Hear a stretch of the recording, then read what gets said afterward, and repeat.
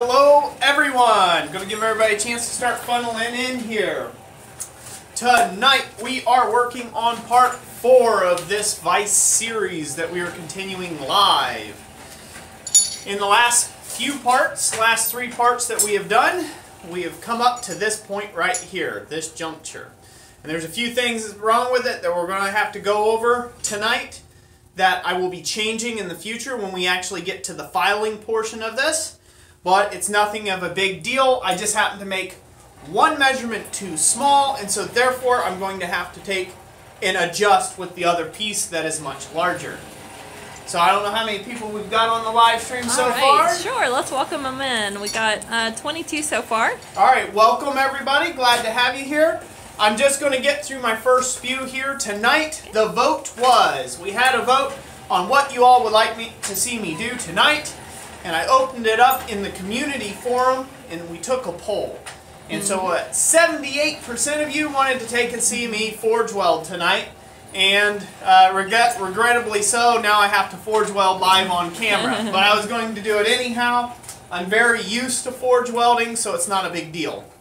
What we're going to be working on tonight, while everybody funnels in, we are working on this ball screw. Now this is going to go in through the vise here, like so, and that is what we're going to file threads on at some point to be able to tighten our vise, just like any other vise would have. So that's what we're working on tonight, is the ball screw itself. And then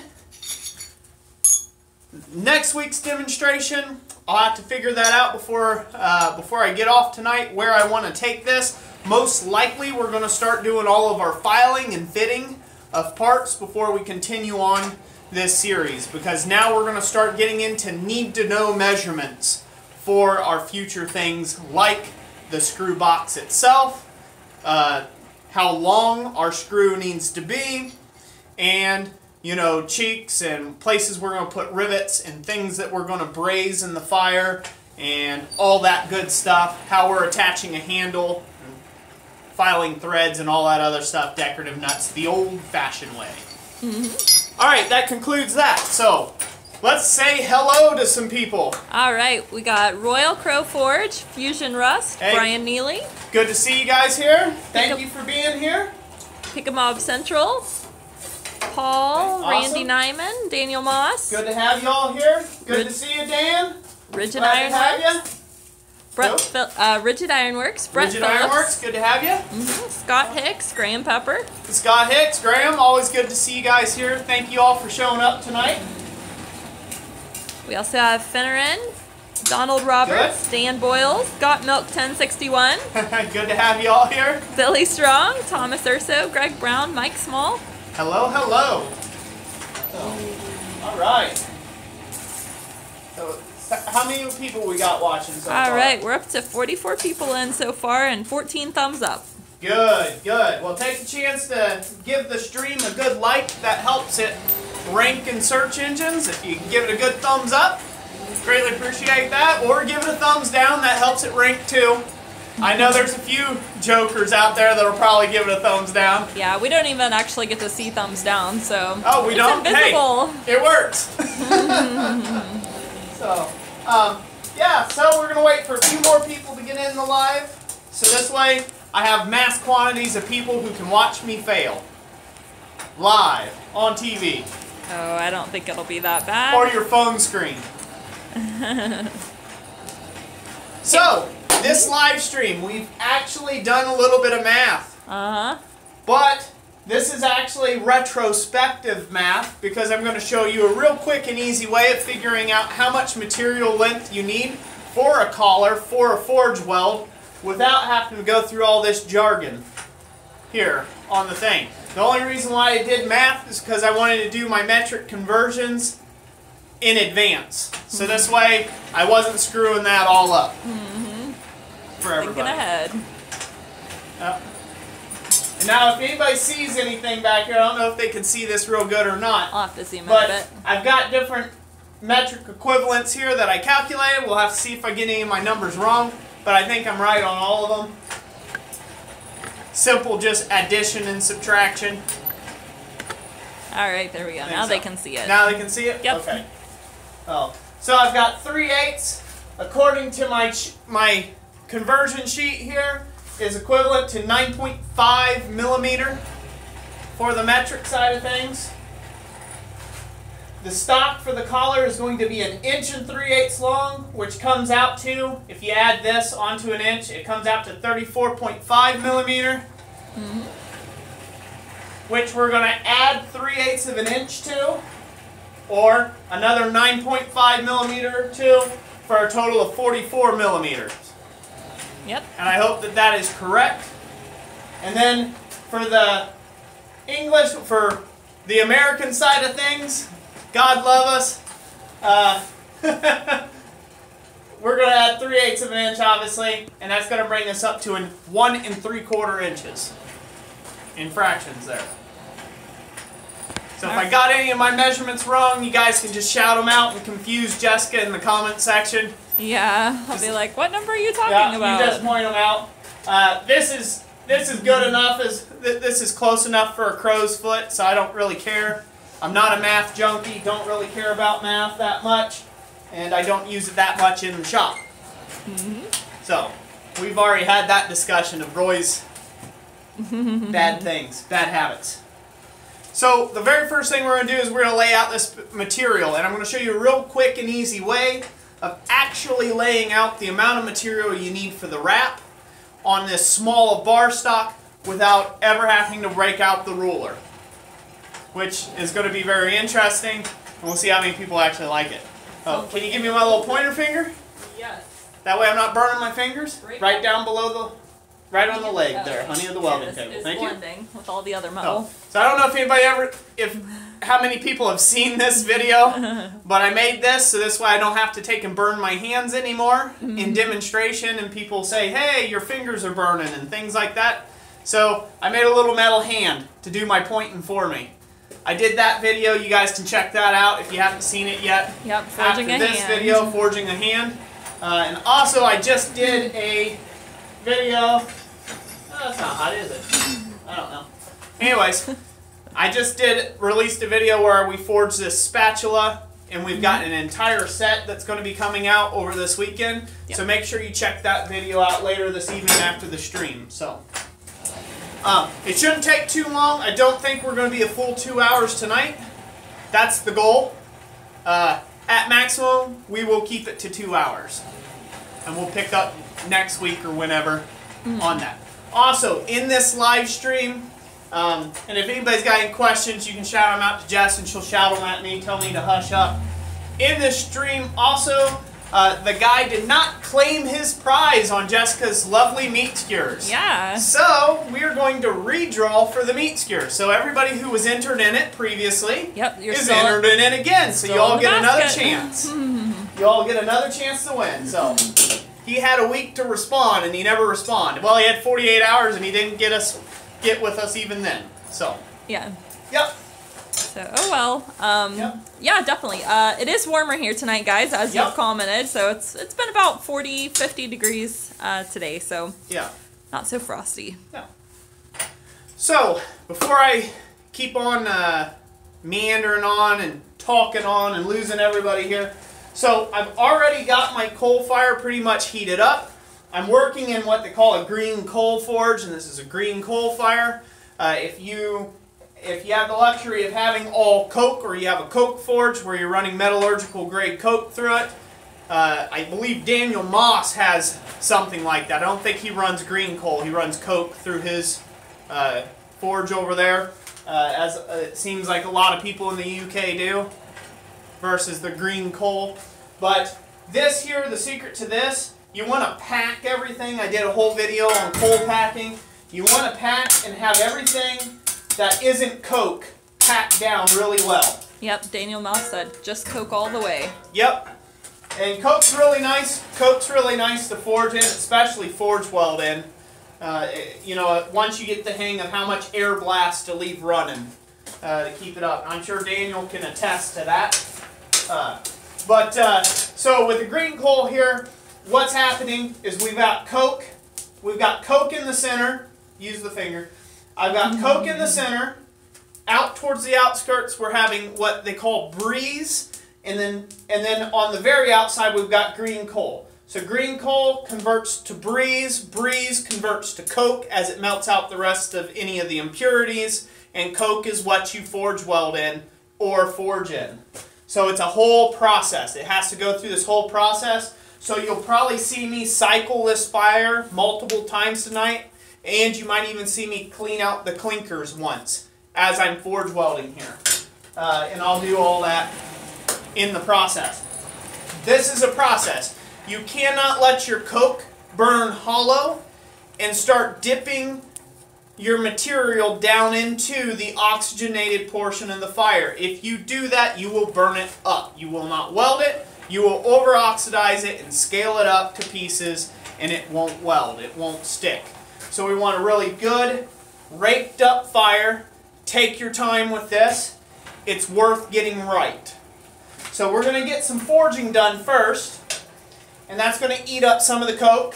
We're going to have to break up some of the breeze along the sides of the fire, push it to the center, get it to coke up some more before we go to our forge welding fire. When we get into where we do the forge welding fire, before we forge weld, we will rake out, if I feel that there's a need to, if there's that much clinker in the bottom, we will rake out and hook the clinker out of the bottom of this forge and then continue with our forge welding, if that makes sense.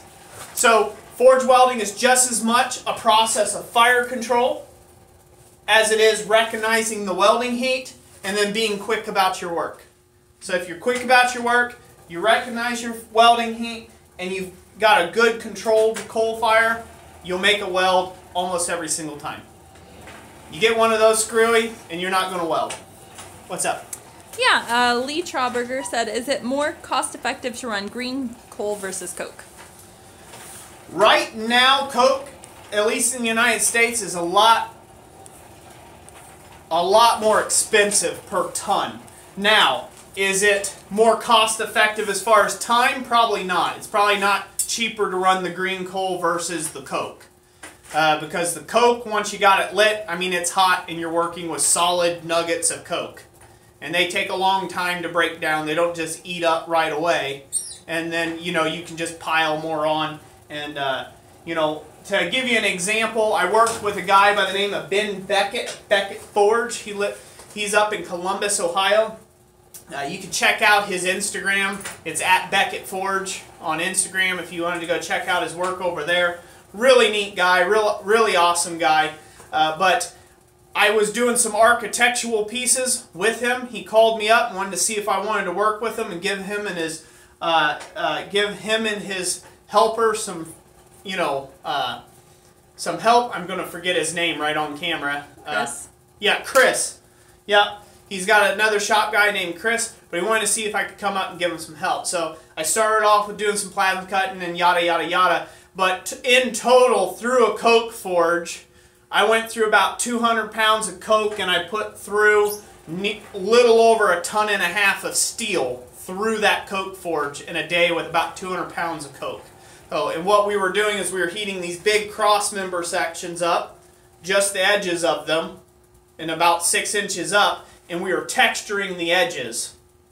And these were later going to be assembled and welded, and they were to hold up great big wooden beams in some sort of rec hall that he was working on. Sounds like heavy work.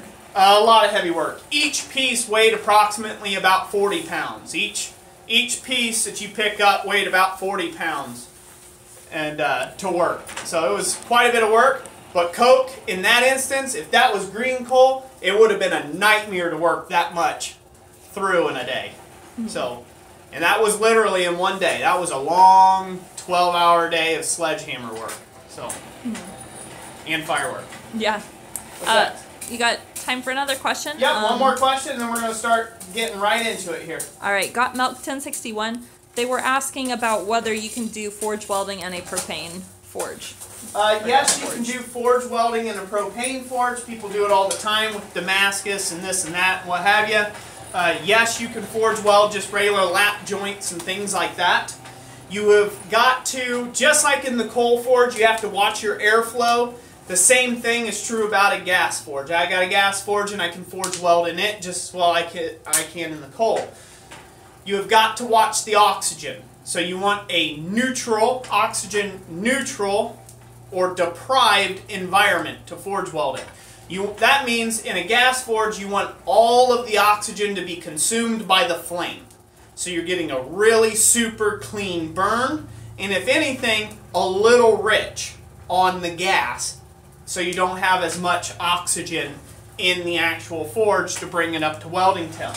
Same thing here, you want to have just enough oxygen in it to get it up to temperature, but then they call it a reducing fire or a reducing flame. That's when you kill the air blast or choke it down significantly to where all the excess free oxygen is consumed by the coke that is in the fire. So therefore it stops the oxygenation process as you get up closer to them welding temperatures. So I hope that makes sense. Yeah, it does. Okay. What to now? Zoom me down to the swedge block. Alright, down to the swedge block.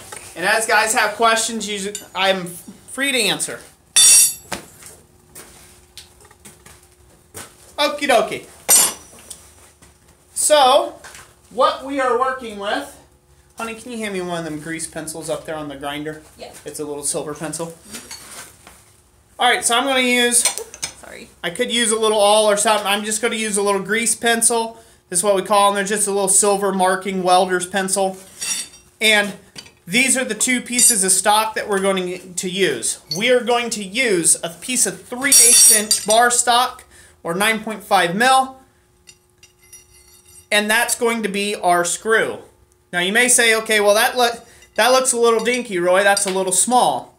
Well, it needs to, if you remember correctly, when the screw is all tightened up or all the way loose, you have got, I don't know how much of this they can see. Yep, you're good. Am I good? Yep. Okay. When the screw opens up, this has got to be able to have room to travel, like you see here. You see how it has room to do that? Yep. It has got to have room in there to do that. So if this was the exact diameter of this, obviously, it wouldn't be able to do that. You wouldn't be able to have it cant like that as it goes along, okay? So that's why you need the much smaller, and it almost seems a little too small, but there's a reason for that. So in this example, what we're going for is something that looks like this. This here is essentially what we're going for, but with the addition, we're going to add a fuller groove in here. So this way it's a little more decorative, and it looks a lot more like a ball screw you would see on a vise. Now this isn't a practice piece. This was a piece I made in a class with Tom Lotnay making a vise. I never finished the vise yet. I still got a lot of work to go on that. I'm pretty much up to the point where I need to do all the filing and threading and all that other business. So we'll see how far we get on that. But all the pieces to it have been forged, essentially, with the exception of the screw box. Now, this right here, if you notice, this is 3/8 rod, and then this is obviously a lot bigger. Now, there's a couple ways you can get to this point right here. If you have a top and bottom swedge tool that is accurate enough, you can take and forge from a much larger piece of stock and make this all one piece forging. So you can forge this down, neck it down, and draw out a tenon, essentially, a really long tenon that is 3/8 inch in diameter, if you don't want to forge weld. It was a common practice, at least from what I can ascertain from Tom Lotnay, to build up stock versus forge down from heavier stock. That was a common practice back in the day, especially with lock makers and things like that, was to build up stock. So you would forge weld. Things were a little easier forge welding together, just like things nowadays are easier just stick welding or MIG welding together versus being in the fire and trying to fire weld. Back in those days, any competent smith would be able to forge weld straight out the gate. If you weren't an apprentice and you were quote-unquote a journeyman, guess what? You knew how to forge weld very well. You could almost do it blindfolded. So this was a very easy and simple process. That's why forge welding is a fundamental and not an advanced level thing. It is a fundamental of the blacksmith. So they would build this up.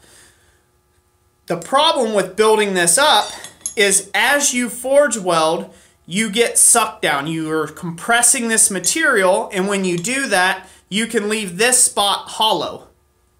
And I can take you up to the board, and I'll show you this here in just a second before we get going on the actual forge weld itself. But it is imperative that you upset the material here first before you do the forge welding.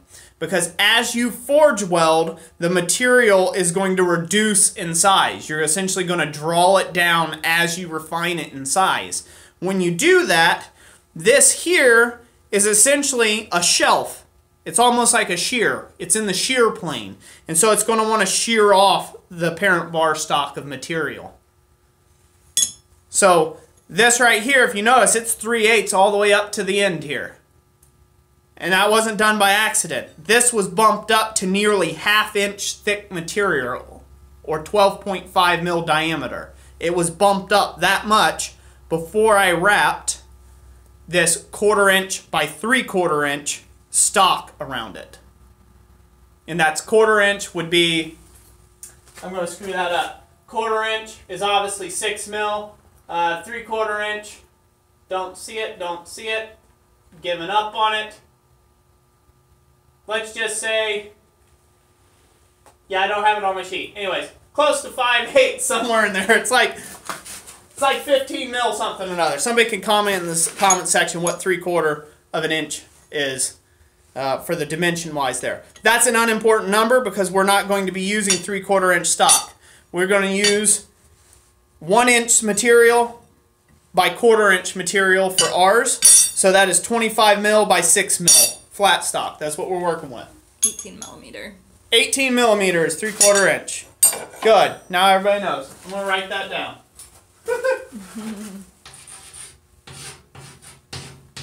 I'll get there one day, guys. Until then, my exhaust hood is going to have a whole lot of scribbling. So, with that being said, how do you calculate, since you're going to be upsetting this material to, say, 1/2 inch material, how do you calculate how much you're going to need without using a ruler? That's the riddle of the day.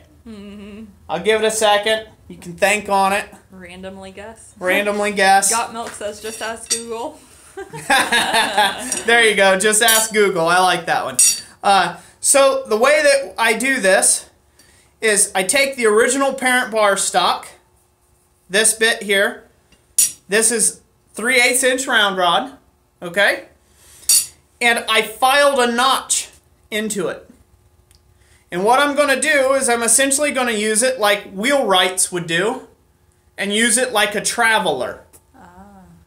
So you count the revolutions. You want to go around 1 full revolution, and that's exactly how much material you need to wrap this with a bit of gap. Because you got to figure just a little bit of gappage that it'll have because you're making a square flat piece try to wrap around and touch itself. It's going to go like my fingers like that. It's going to have a bit of a fish mouth to it. And that's what you want. But we're not just trying to wrap 3/8 inch material. What we are trying to do is we're trying to go up to the next size up.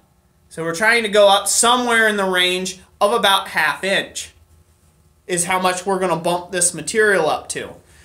So for that, I add, for the upset, I add approximately 3/8 inch more material for the gap. Wouldn't that require a measurement? No, it won't. Okay. So Just curious. this is how it works. So since my wife likes to be smart and tells me I don't know nothing, we're going to go right on around, go like that. That's 1 revolution. So we'll mark that off. Okay? And if you just simply go like that. 1/4 turn, you have your 3/8 inch of material. Or the same size as your bar stock.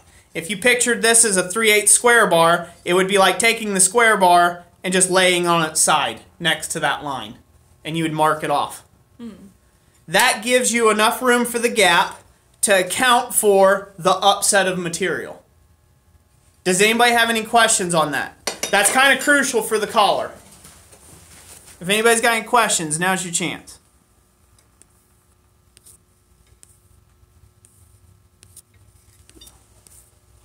Nope, no questions yet. No questions yet. All right. Let's sharpen my grease pencil here.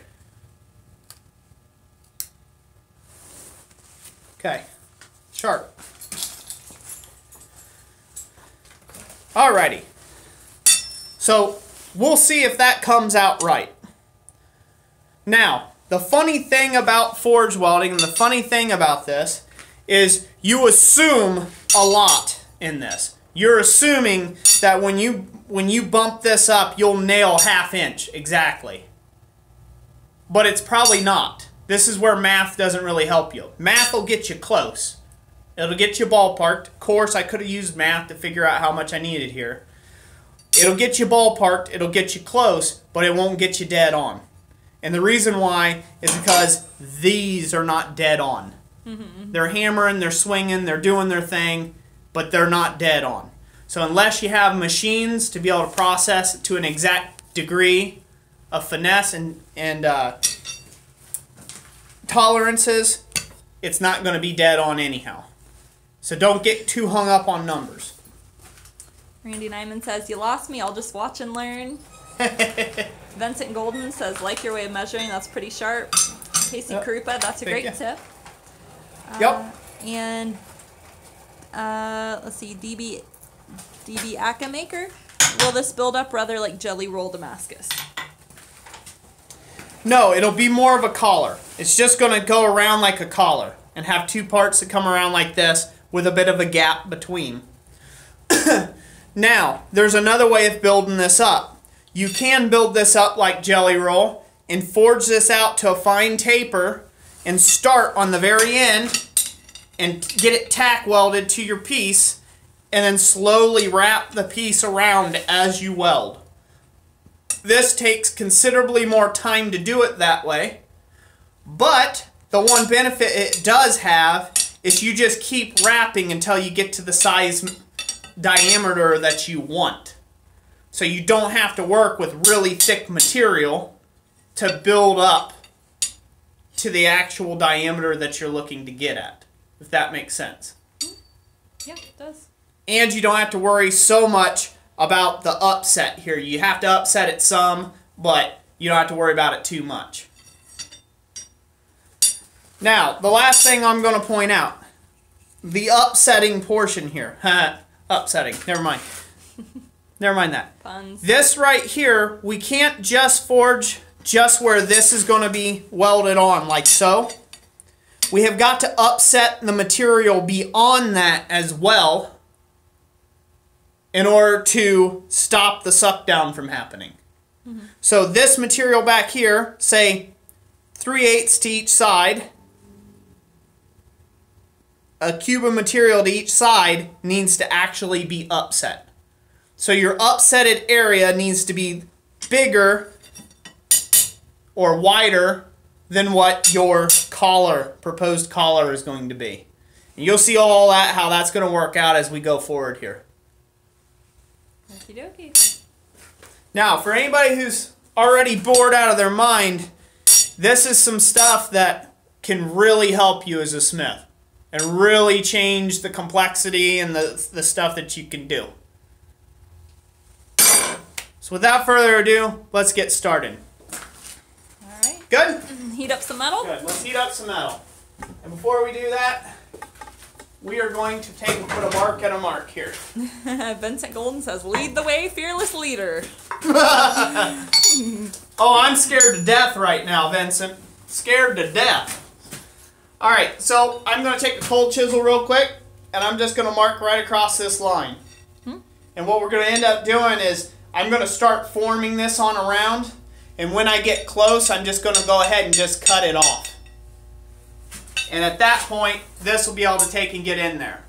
But we need to go ahead and upset this part first. Otherwise, we don't have nothing to form it around. So I'm going to go ahead and mark that. I'll get that in the fire right next to this one. So this way it can be heating while we get the upset done on here. Alrighty. Put that in the fire. Okay. Randy Nyman says your fear doesn't show. Do it a few times and yours won't either. I think I'm insensitive to it because I'm used to being on camera every day. That and the fact that this is just fun for me. I'm just having fun. So this isn't like really critical for like a customer or anything. The worst thing I'm going to do is get heckled by a bunch of guys on the internet. I'm getting used to that too.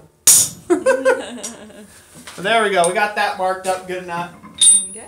Be good enough for what I'm doing. So there we go. You can see the material we needed plus the 3/8 inch of material.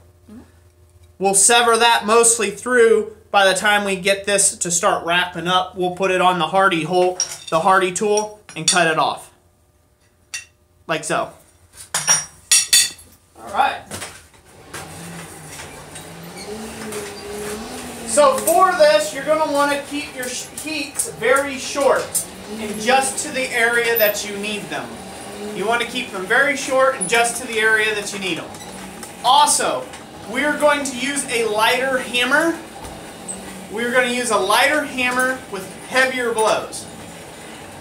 The reason for that being is I don't want to keep dressing out kinks. So I will whack and get a lot of kinetic energy with a smaller hammer going with more speed and force to try to get this 3/8 inch bar upset. If you hit it with a heavy hammer, it's just going to bend on you. If you hit it with too light of blows, it's going to mushroom and it won't upset. So you kind of have to mix the two in order to get a good upset on this. Another way you can keep a good short heat is you can take a dipper can and you can cool off right behind the upset where you want the upset to end and then upset the material. And that's another good way of keeping that short.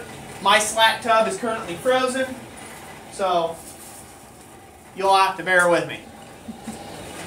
It's gone. Let's see here. Questions? Yeah, sure. I'll read off a few. Flipazoid27, do you have any advice on how to watch YouTube videos while shaping hammer handles? Smiley face. Yeah, keep your fingers out of the belt. That's right. Oh. Let's see. Billy Martin says, good evening, guys. I'm making me a 2x72 belt sander while I'm watching you. LOL. Awesome. Champ Ironworks says you use the term cube of material quite a bit. Is a cube different depending on the stock size? No. When I say that, and there's been a bit of confusion on that, so let me clarify, and I'm probably going to go ahead and I'm going to do a video on that because it's just a good way of saying it. When I say a cube of material, I mean a square section of material. So square area of material. So if that was on a square bar, it's a cube of material. If it's on a flat bar, it's a cube of material. It's a square section. So whatever the length of that it is, it's the same as the width. That's what I mean by a cube of material. I say cube of material as a universality, so this way I don't have to keep on, saying, okay, well, it's actually 3/8 inch material this way and 2 inches of material this way.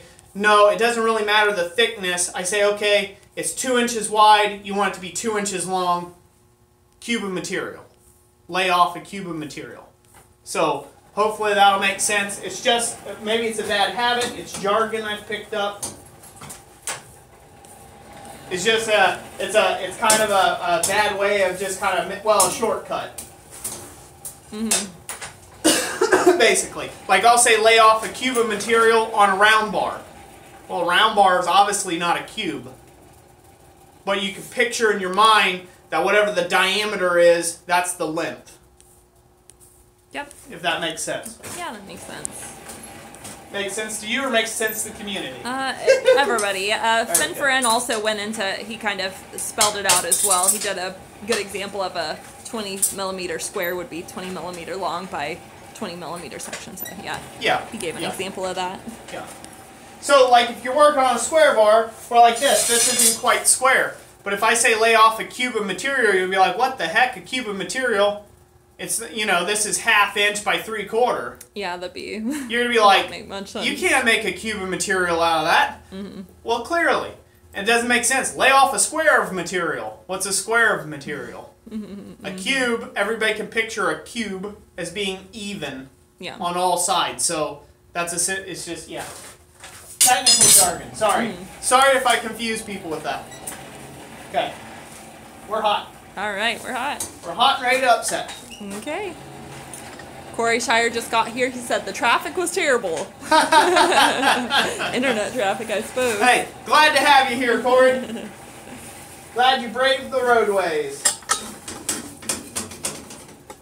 Yeah, both these bars are super hot, so we're going to be over here, hun, to upset.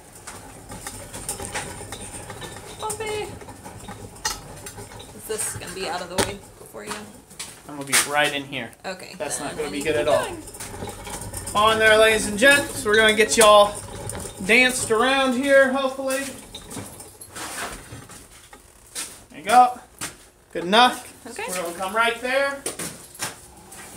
I'm going to lay the bar in for better clamping potential into the vise in the horizontal position.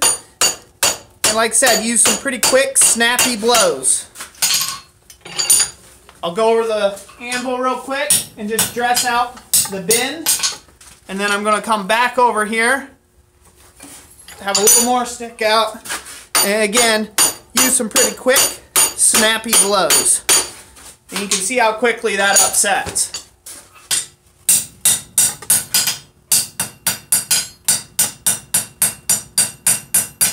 Now I need to take another heat on this. So I'll do that. Okay. Everybody can see that. See the thickness? Where's my hand? Get your hand over here. Sorry guys, have it. See the thickness? Thickness starts here and starts to thicken up out towards the end. I don't know if anybody can see that. See okay? Yes, yep, it's in there. Okay. Yeah, it's definitely getting thicker there. Okay. So, you can see how that gets a lot thicker.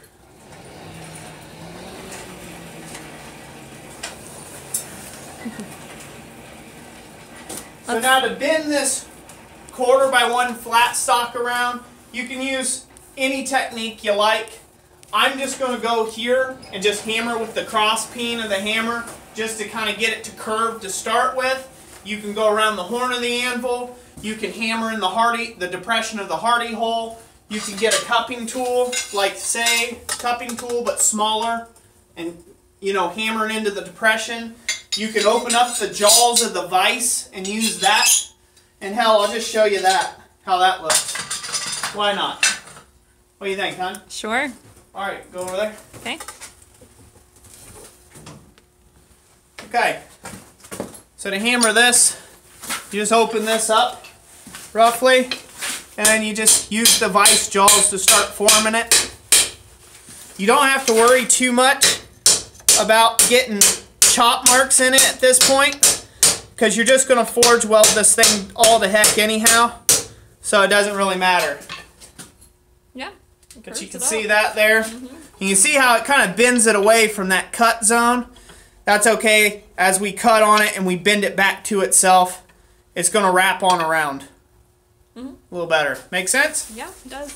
Let's see. Any questions? Yes, Will Mander said, is a vise better for upsets than a block? Depends on what you're upsetting and what it is to be upset. So I've got a bump block on the front of this, on the front of the anvil, or if you will, upset block. People know them as an upset block. Some people call them a bump block, where you bump it up. The vise holds things securely. You do it wherever. It doesn't really matter. The vise is the quickest way on that end to upset that end quickly. You'll see a lot of guys where they'll do back face blows towards themselves, and they're hammering on a piece of stock. And, I mean, I've seen textbooks and tons of stuff showing how to do it like this. but I just want you to look at my left arm as I do that. Jars. I don't like all that vibration going right up my elbows for that. So I advise against that. There's one way you can do that, like if you grip it with a pair of tongs and it's a short piece, you can go into the body of the anvil like this and upset against the anvil. If you don't have a bump block, down on the upset block. Or you can not dance around with it and just lock it in the vise real quick and upset it quickly while it's got a good grip to it. Yeah. Any questions on that? Alrighty. Nope, good. We're going to be right over here. Okay. Go ahead, you can answer. Yeah, Rick Ackerman said you're absorbing the vibration. Yeah, when you're hammering it up against yourself. Yep. When you're hammering against yourself, you're absorbing the vibration of that hammer. And I really don't like that at all. So, I would advise against it. But, your body, your shop, your rules.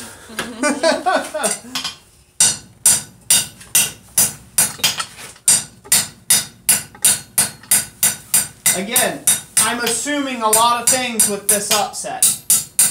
The only thing that I know for certain is that I want to keep this area here relatively untouched. I don't want to reduce the cross-section of this at all because this is going to have to be threaded. And unless I want to have to put this in dies and forge on it a little bit to get it back to true, or do some sort of machining or sanding on it or anything like that to get it to true, I'd rather not mess with that. So, right now we've got a pretty good upset on this material. I'm going to check it against my collar we're working on. Can anybody see that? Yep, that's good right there. So now it's coming back around. So once again, you're like, well, wait a minute, Roy, you haven't shown yet. You haven't, you didn't measure this off. There's no point. You're going to upset it until it looks about right, or until it's the correct diameter of stock. Now, obviously, if you only had 4 inches to work with, you already cut it off, and you got to be exact on what your length is, well, then you're going to have to do some math and hope you get it right.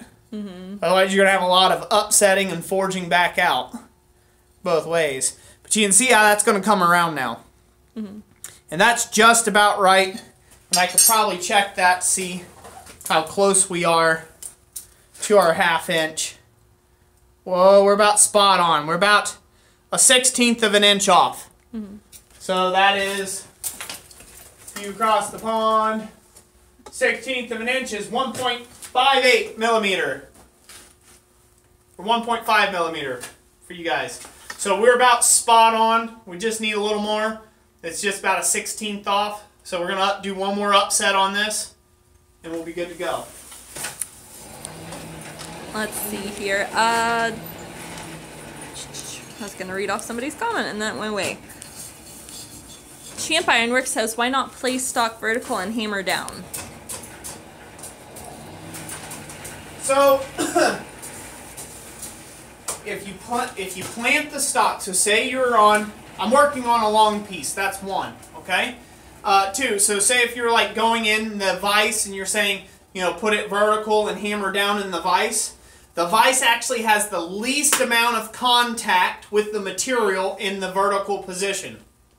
In the horizontal position, you have the entire width of the bite of the jaw gripping the material. It prevents slippage. So if you grip with only 1 inch of material against it, or you grip with 4 inches of material, 4 inches is going to hold a lot better than 1 inch of material. There are certain times you just can't get around it. You've got to grip something vertically. Horizontal is just not practical. And in that case, obviously, you do what you got to do. In this particular case, it's just more efficient to get an upset without the bar sliding. Once again, I don't want to have to do a lot of cleanup on the part that I'm going to be filing threads into. I want that to be as clean as a whistle as I can. So the least amount of slippage the possible is the best. Any other questions? Let's see here. Daniel Moss has been commenting, that he's bad for using his leg to bump up the stock. Yeah, I've done that too, Dan. You're not alone. Mm-hmm. Oh.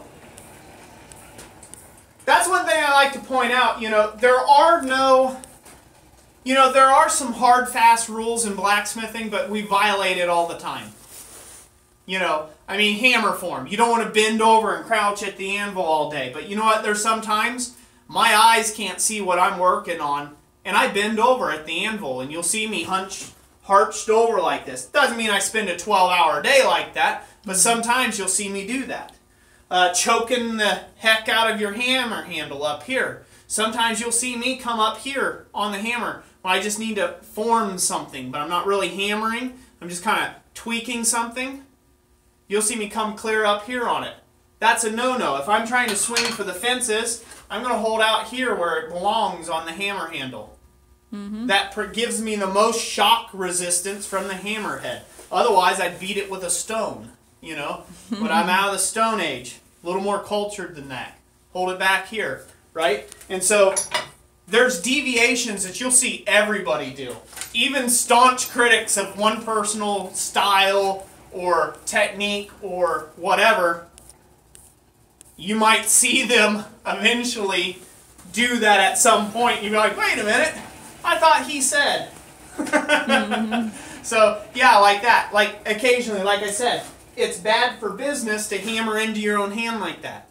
But sometimes I just think, like, you know, I'm out, I'm just working on it, and I'll just start hammering on it, and then, you know, I'll get the work done, and then I'll go inside, my wrist is killing me. Mm-hmm. I'm like, man, why is my wrist killing me?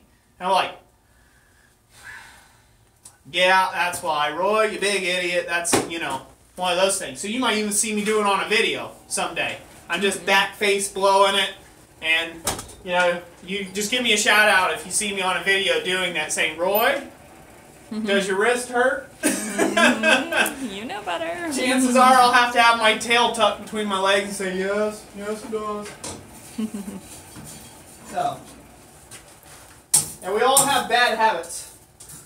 Yep. Especially if you don't have somebody in constant critique of you. You work by yourself or whatever, get that a lot hotter. It's a little, okay, hotter. Alrighty. DJ Waters made a recommendation for a shirt that says, my body, my shop, my rules. Yeah. Should be on our t-shirt list. Yeah, I wonder how many people buy that shirt. I bet you a lot of people. I bet you a lot of people buy that shirt. That's a good one. You need. Oh yeah, we need to write that down. Yeah, I was gonna say I don't think I have a notepad in my pocket currently. Nope. We'll watch it on the replay. Mm-hmm. Or just drop it in on the comments on just drop it on the comments on the back end of it there. Let's see. Damascus Knife says also never grab hot metal. Oh wait. That means you have to have feeling in your hand for that one to matter. Oh wait. Oh shoot. Oh shoot. Fingers get slippery when hot. It's true. They do. Alright, we're hot. We'll go to the Vice, and you can keep reading comments if you like. That keeps it going. Yeah. Instead of people having to listen to my annoying voice there.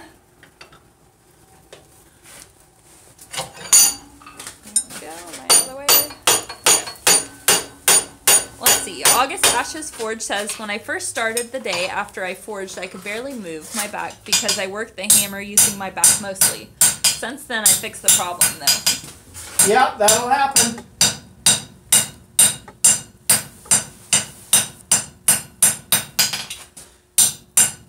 Okay, so I'm not going to do too much forging down of this or anything. I'm just trying to clean that up. It's a lightweight hammer, so it's not going to do a whole lot to half-inch material. So we're going to check that size diameter again and make sure we're up to about that half-inch. Now, the whole piece does not have to be like a crazy half-inch bump. Like this right in here doesn't have to be a sharp half-inch bump.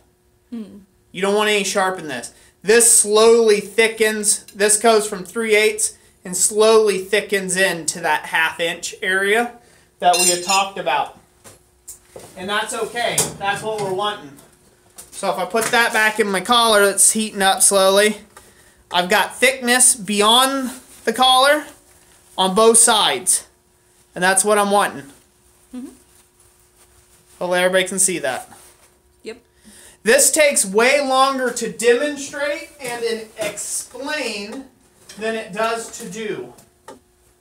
So I just want to point that out.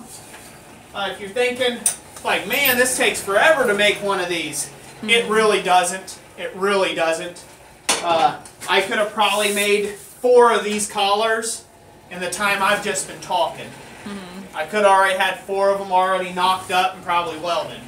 So, if you're not jawing and you're getting to work and you're putting some sweat equity in it, it goes pretty quick.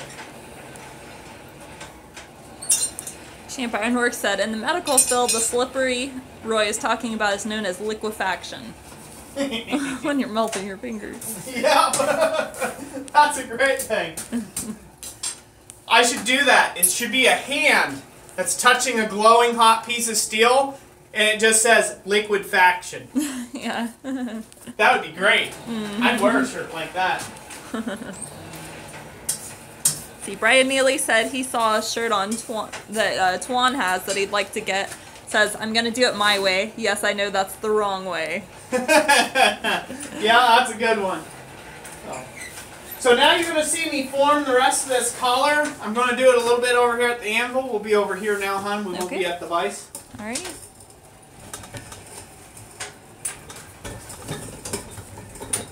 So to insulate my 3/8 stock from cooling back down, I want to keep it nice and preheated and warm. I'm just sticking it into the green coal off to the side, burying it down into the green coal. If you got ashes, you can just stick it down in some ashes or whatever. That will help keep that insulated. And then, you know, you get your collar close, and then you put them both in the fire, get them brushed, fluxed, put together, and then make your weld. So, just a process. Come all the way around, huh? All right. You get way around here. We won't be at the vise again. Thank you, ma'am. Yep.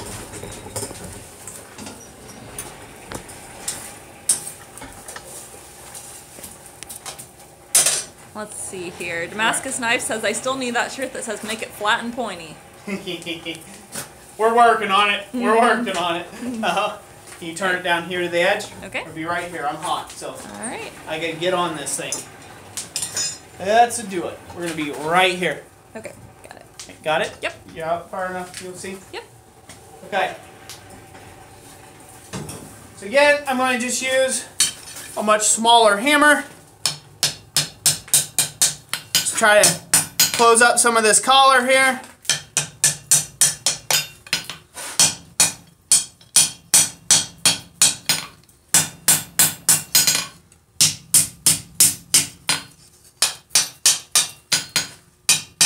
It's going to start looking like a U. And before I get that too far around, if Jessica will move back just a fuzz, I'll cut it mostly through. We'll see how well this goes. Sometimes it goes pretty well, sometimes it doesn't.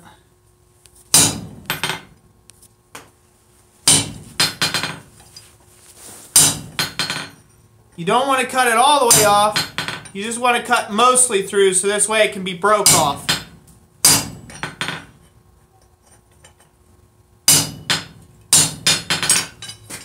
There we go. So we're mostly through on that. Can everybody see that okay? Yeah, that's on. Okay. So the ideology here is we want to be able to form this now right on around the rest of this material. We want to be able to form that right on around and then go ahead and hammer it up. Oh. Make sense? Mm-hmm. And according to this, it looks like I want a fuzz bigger than that 1/2 inch on the upset. So we'll have to adjust for that with a little bit of pre-stretching, but it'll get there. Right now, that definitely doesn't look like enough to go around, does it? Yeah, no, it doesn't. Not So, from here. he said that might be a little bit more than 1/2 inch, or I might have miscalculated with numbers.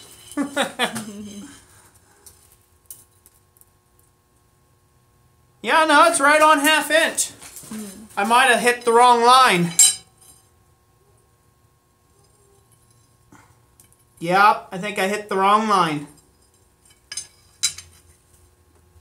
Anyways, I'll form this around just so this way I can show you guys, and then I'll just do a sped up version where I recover from my mistake. So, Okay. I'll just bend this around so you guys can see what that looks like.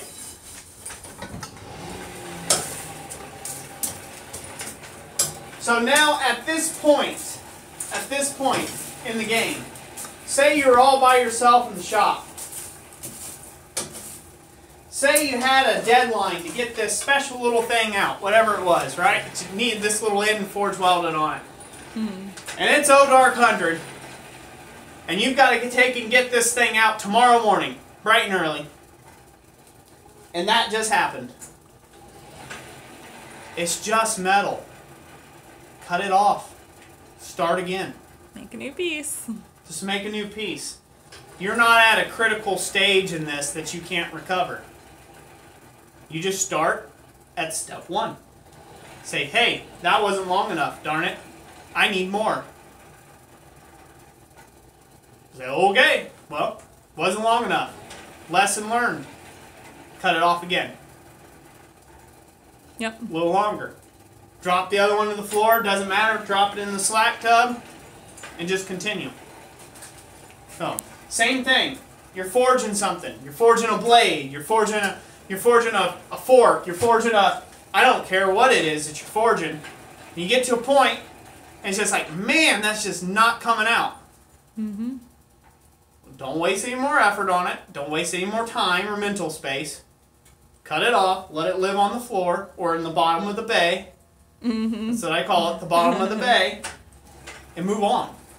Don't give it half a second thought. So, you're still a perfectly okay and talented smith. You can still do it. You can still make it work. Just cut it off and keep going. Billy Strong says he enjoys when you mess up because it shows them what to do when they mess up. Yep.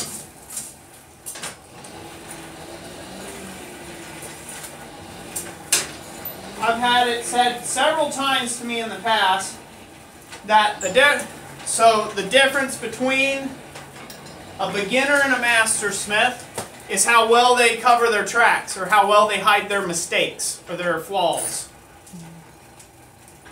And that's kind of a generic way of saying how well you recoup from them. So, beginners going to be like, it's ruined! It's over! Oh, well, I guess I'll grind it and just put that and it's done. And then they'll send that out as their work. A master will be like, cut it off or add to it or do whatever it is and then finish the piece off and you'll never know that they ever screwed up. Yep. And in an artistic world, it's called a rapid design change. That's right. You were going to get a flower, but now it's a squirrel. Wow. Two completely different objects. Yeah. All right, who's us up? All right. Still heating or? It's up to heat, I think. Yep. Okay. All right. All good. Oh, All right. To the anvil. okay. Yep. Okay.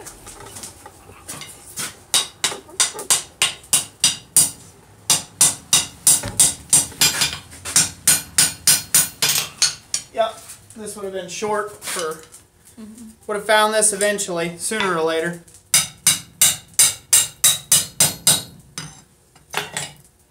Yep.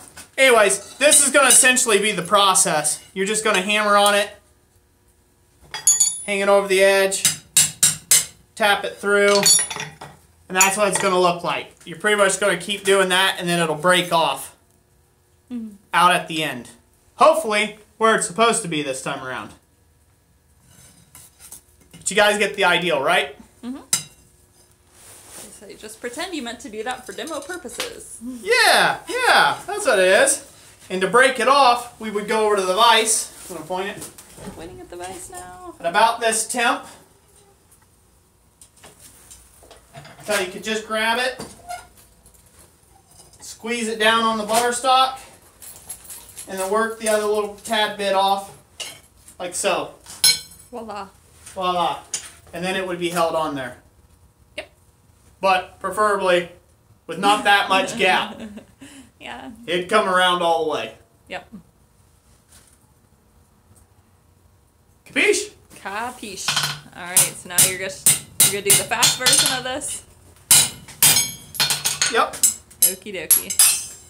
See how I did that? No sweat. Now I'm going to show you what I'm good at. Making improvisations.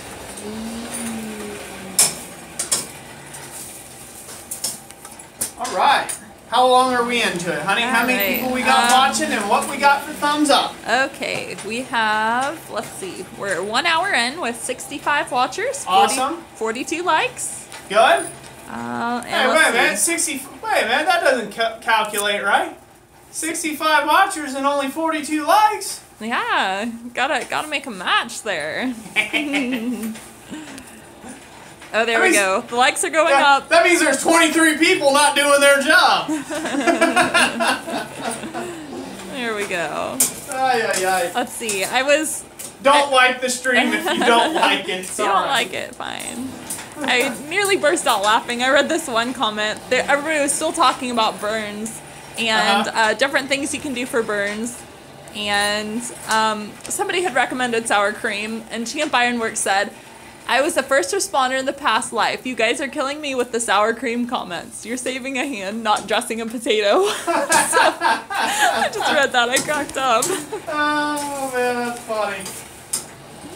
Saving a hand, not dressing a potato. Yep. Well, you can't argue with that logic. Nope. So, let's see. With repairing the piece, or redoing that part, Vincent Golden said, if it's going to be forge welded, wouldn't it be an idea to add a small piece and forge weld it all together? No, it's not worth your time. Yeah. So, technically I could get that backside stuck, and then I could add another piece, but then you would have two weld seams. You'd have one additional weld seam, or joint, or scarf, or whatever, that could potentially open up and show in the piece, in the final piece. So the ideal is to join as much as you can with as little scarfing as possible, if possible. Okay, he said, yeah, I see what you're saying. Okay. In this case, once again, like, say I had it forge welded, and I just couldn't get the piece to come together enough, and I still just had a gap, then I would lay in a piece and forge weld, blend that in. But if you've done it like I'm about to show you and going around with it, you won't have to worry about doing that. Oh. So without laying off for the piece, what I'm about to show you is my method that I actually use. I just figured I'd impress everybody with some math and like a cool trick that you can do to show your buddies and friends how not to measure right. But the way I do is, so I know this is step one. I know I need to bump this up to a thickness of material that I can forge weld and, work out to where I won't have the suck down, okay? So that's step one. I get that forged to where I want it. Step two, I use this as a mandrel as I form this around. So I just form this around, get it close, cut it off, and then I'm done. No math, no pre-measurements, no cutting 40 collars. I can have a bar this long, or I can have a bar this short, and a whole bunch of them heating up and just making collars for stuff that I've already pre-upset. Because I don't care how many times I make this upset, I'd probably never make it the same. It would be somewhat longer, somewhat shorter, a little thicker, a little thinner. I'd never get it exactly the same, so that's the way the math wouldn't really plan out for me. Yeah. But I know that step one is this. I need to get my upset, so I got my material thickness. Step two, I need to wrap that material thickness with a collar. Step three, I need to flux and forge weld. So. Alright, same as before. I'm just going to go into the swedge block. And I'm just going to form myself a collar. Focus on the very end, and then I'm just going to feed into that.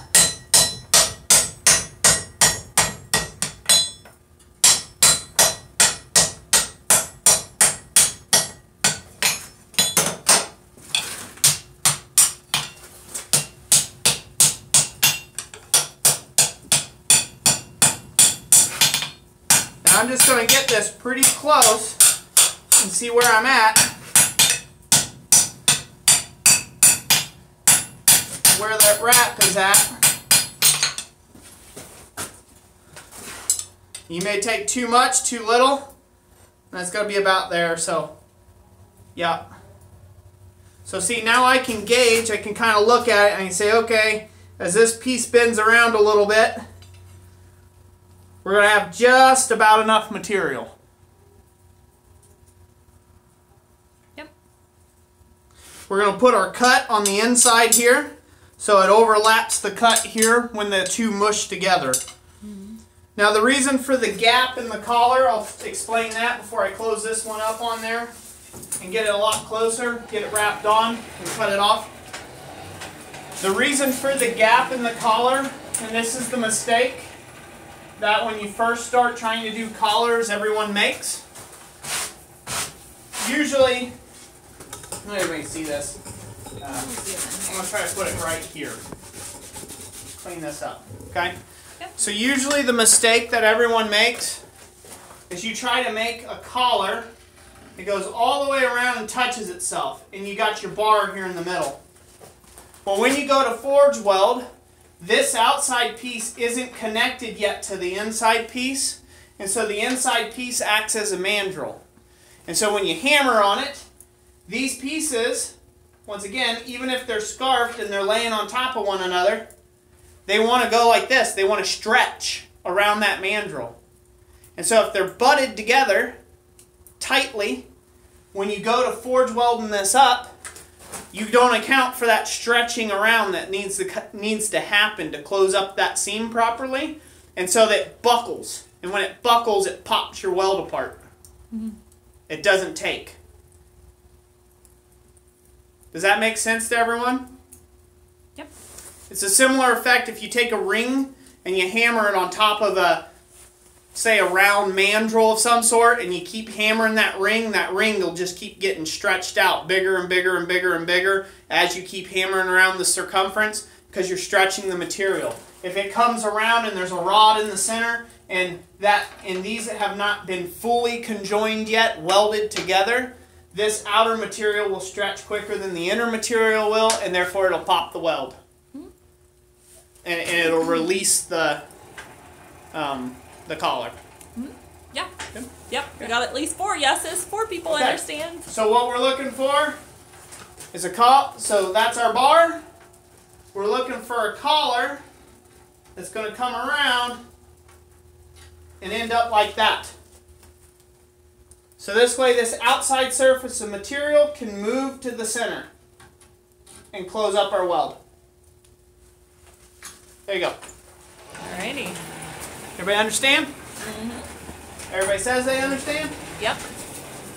Everybody's going to ask me to repeat in 5 minutes? Let's see, we got 5 including Corey Shire, so. Awesome. Now I will be the first to say that I have not been to college or any specific school for this. And so that is one thing I can say that may be more advantageous or advantage of somebody who does have a blacksmithing college that you could attend or you could go to when you know that this is going to be your thing for the rest of your life. It can be very handy to learn all this stuff in school versus having to figure it out or having to take a whole bunch of classes and drawing this bit of information from here, that bit of information from there, this, that, and that. If you can go and take a course of study like a college or something and get a tuition in it where you're really focused on what you're trying to achieve in life, that can be great for you. So I'm all about education. I think Daniel Moss has a really good video on that. How to get into blacksmithing, and he talks a little bit about his experiences at, I guess they call it in the UK, university. Here in the United States, we call it college. So, or trade school or technical school. Anything that counts as furthering your education. Yeah, anything that counts as furthering your education. Alright, so now I'm going to go ahead. I don't know if Dan's still in the stream or not, but I haven't seen his comments real lately. Could be wrong.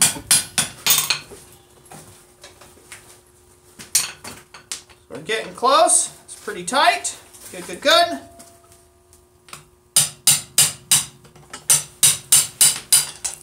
There you go. Good enough. James Lewis said he had to make buffalo wings, so you got to start over. Can't help you, buddy.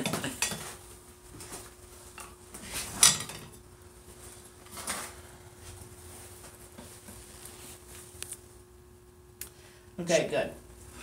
Good, good, good. About where I want. I'll have to form that up a little tighter here in a second, but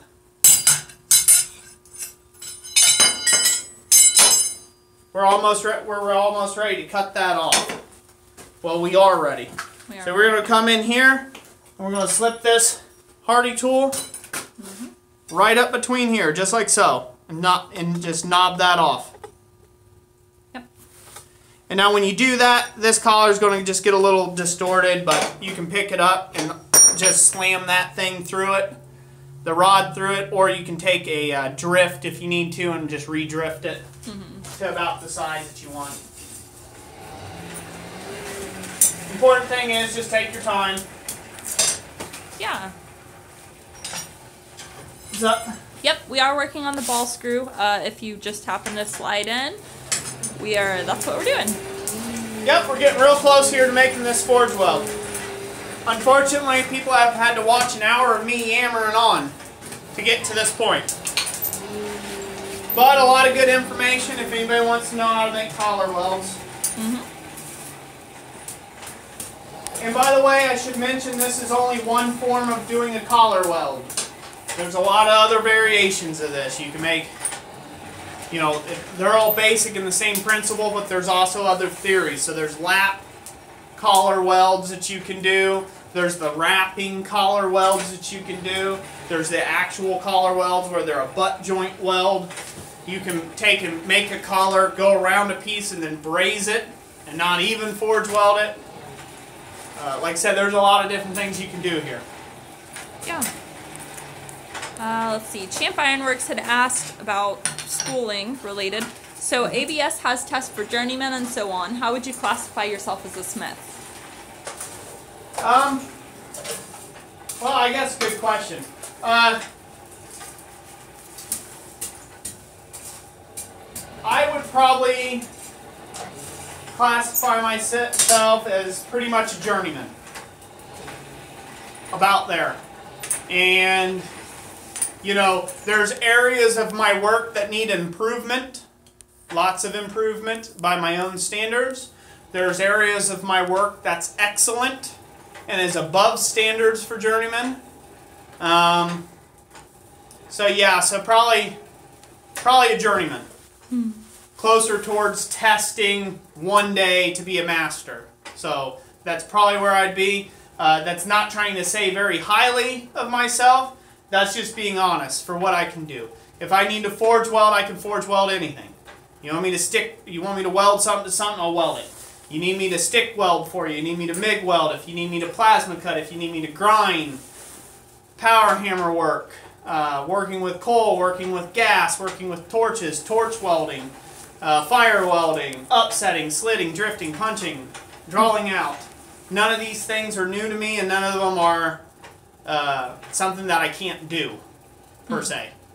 They may not be something that I do a lot of, and so therefore I'm not as practiced or skilled in them. Like, say you got a guy who uses a lot of upset corners in his work. He's going to obviously be more skilled at making an upset corner than I would. But that same smith could really suck at forge welding. As where I can join anything under the sun in forge welding, but I can't make an upset corner. So it's kind of a weird system to rank yourself in. Yeah, he said, not what I meant is they're testing that you take that says what you are in your business, and then Damascus Knives added on to that by saying, like, is there a regulatory committee for blacksmiths which indicates your level? Nope, there's not. Abana, as far as I understand, Abana years ago, quite a while ago, in fact, tried to implement some sort of thing like that as far as testing to be recognized as, you know, master, journeyman, you know, apprentice, that kind of thing. But it kind of flew over like a lead kite.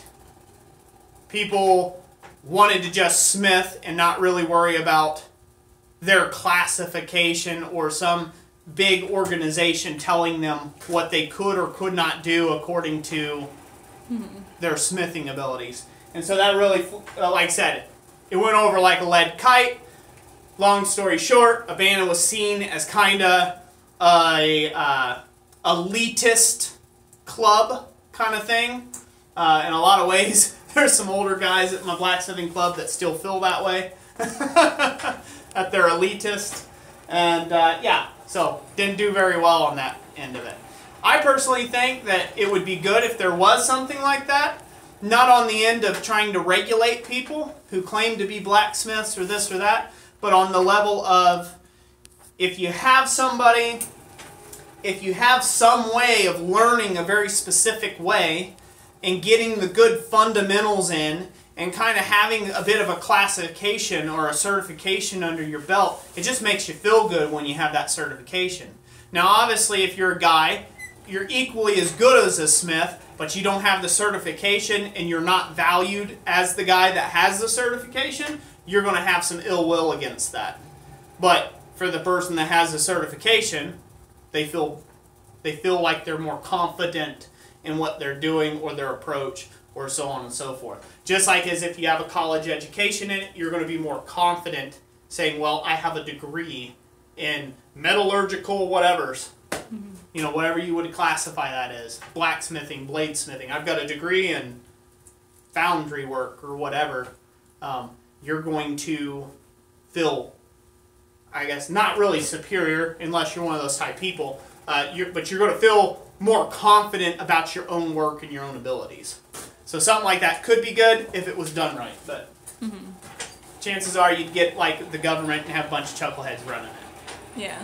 That's my only governmental thing I'll say. Okay. Chuckleheads.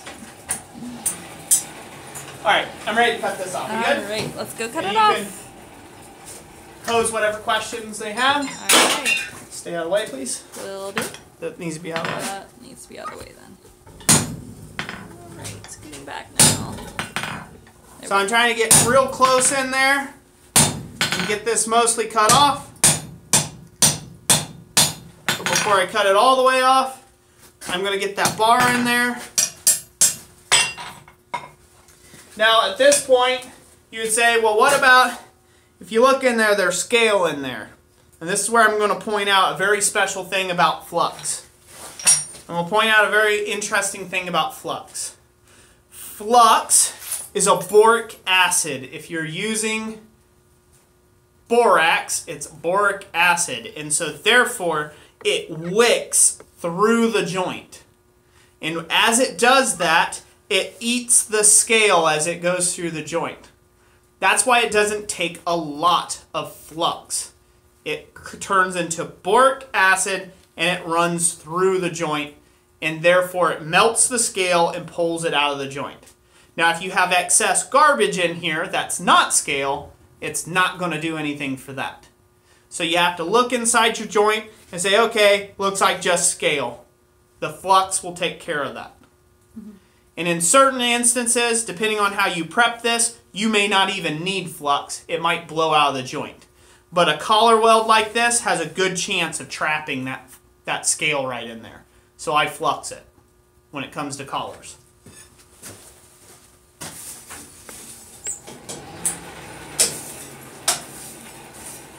Questions? All right, yes. All right, I gotta get on with this here. Okay. Otherwise we won't get it well. Alrighty. Okay. Let's go. Let's see. Okay. Corey Shire. So you practice the art of blacksmithing like doctors practice medicine. You are always learning something new that you didn't in school.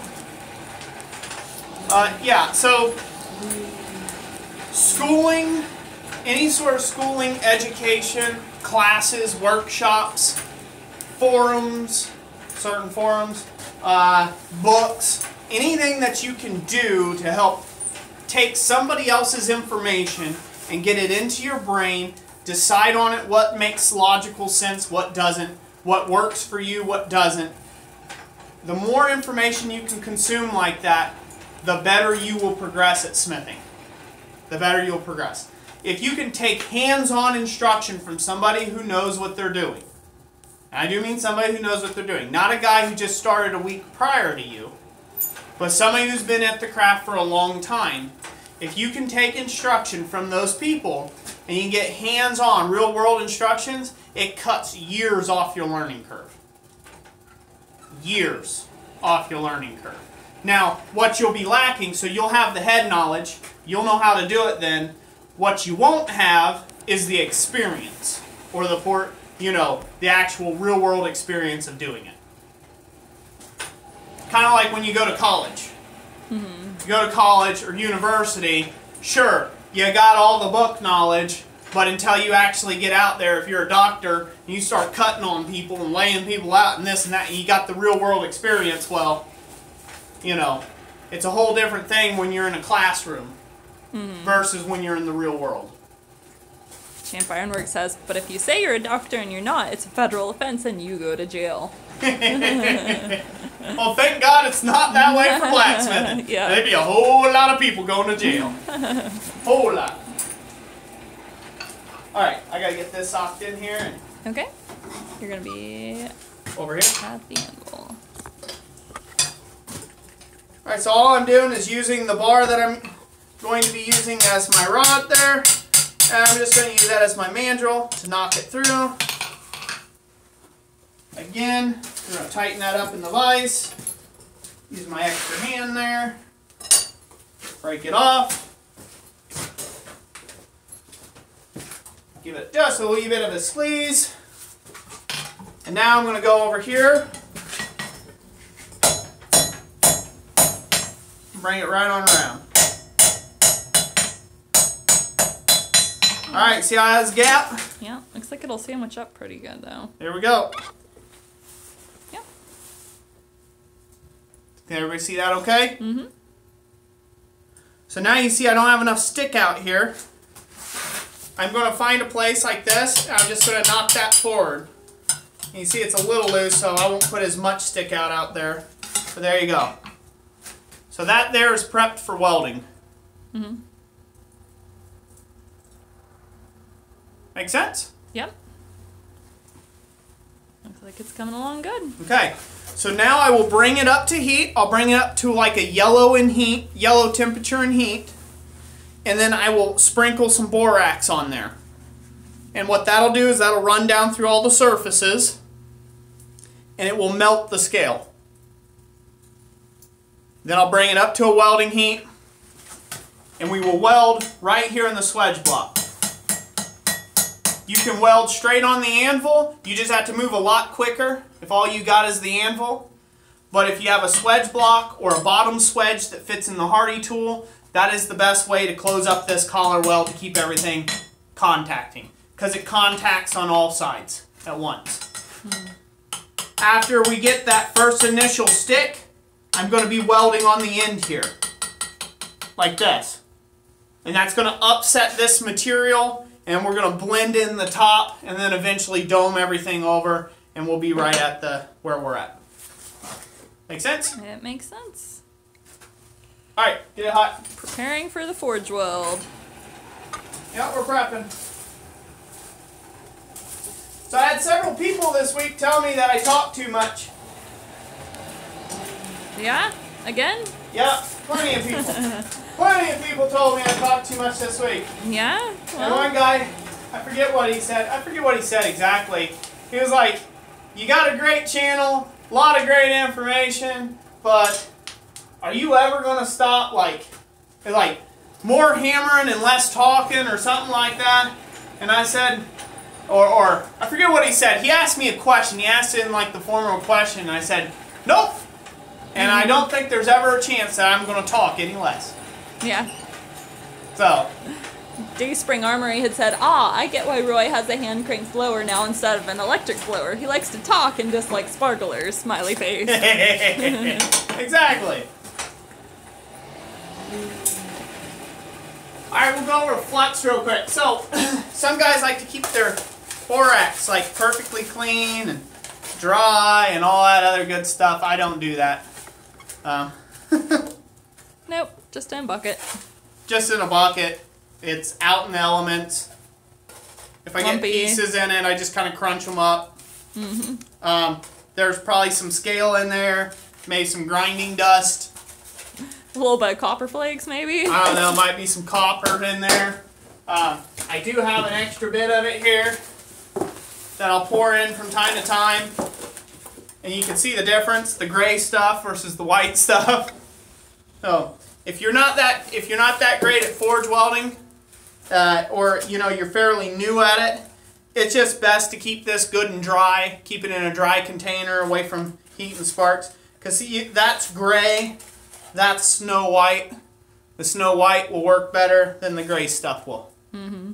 So, I'll just mix that in. There you go.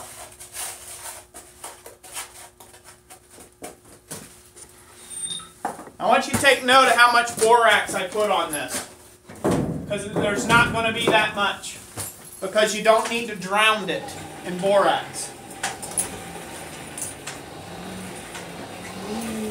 The other thing here is we have got to bring up, you have to remember that you have a 3/8 inch diameter rod or 9.5 millimeter rod tucked inside a 1 inch or 25 mil by 1/4 inch thick or 6 mil by however long that was, 1 3/4 or 44 mil round piece that's going around it here.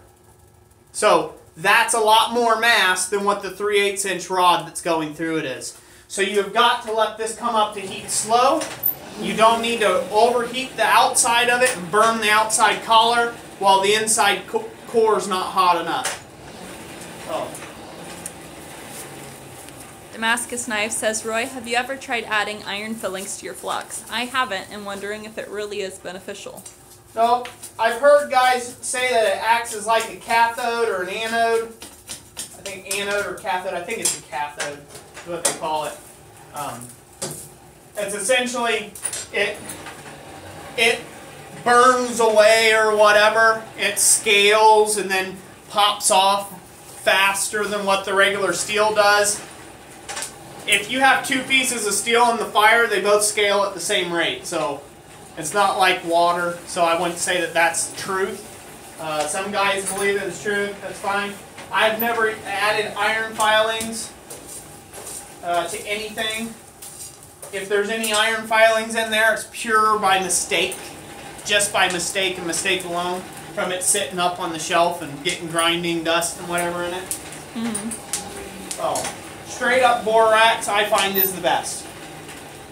There's all sorts of stuff out there. Easy Weld, Black Magic, Sure Weld. There's a whole bunch of different brands out there, but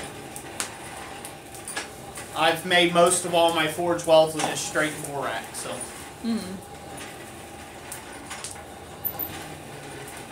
Be interesting to try. Maybe I'd be wrong. Yeah, could be. Might make an interesting video. Testing with and without. Yeah. So one of the other things that beginners make as a mistake when you're forge welding, do not, I do repeat, do not get in a habit of standing here looking at the flame. Yes. One, the heat and that IR that comes off there, that UV light that comes off that flame that makes it look so bright on that camera, it bakes your face. And your lips, you'll notice after a good long day of forge welding, your lips will crack. You'll feel like your face is like itchy and slightly, tender to the touch. Things like that. Almost like you got a sunburn. That's because you're busy here looking right into a sun tanning bed all day. Don't do that. Two, it's not good on these. These right here. It's not good on those. You don't want to come out and have dark spots and can't see what you're doing. Right. So, go in, look away. See how well it's progressing, then look away. That's the best way. So this is hot enough now. This is, on camera, it's going to look way hotter than it is, and I apologize for that. But right now, the temperature of this is what I would consider about a medium yellow. It's not bright yellow, which is the low end of welding heat. And it's not white hot, you know, which is the high end of welding heat. It's just kind of like a medium yellow, so it's kind of like the high end of forging temperature that you would forge on something. So I'm going to bring this out. It's not hot enough to weld.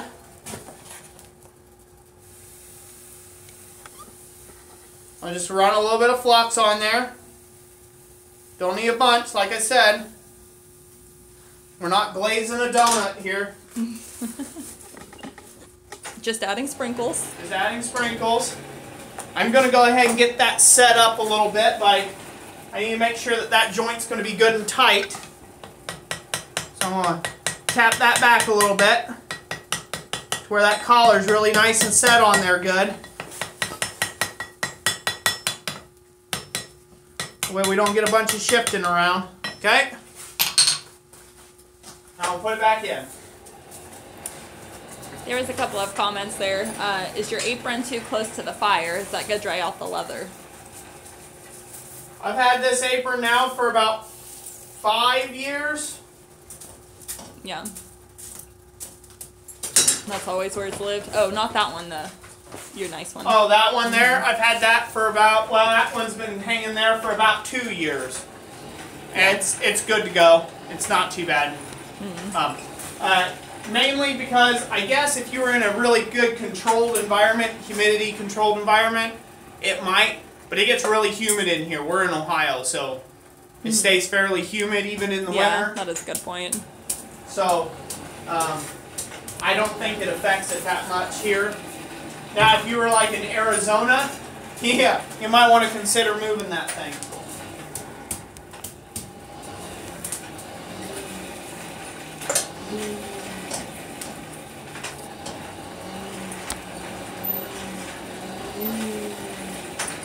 Alright, so I'm going to bring this up to a nice high temperature. Okay. And we're going to just tack weld it. Now you see I'm just using this small hammer. This here is roughly maybe a pound. I forget what it is. It's probably a little less than a pound. It's just a small hammer. We're not trying to clobber this. We're trying to get the surfaces tacked as quickly as possible.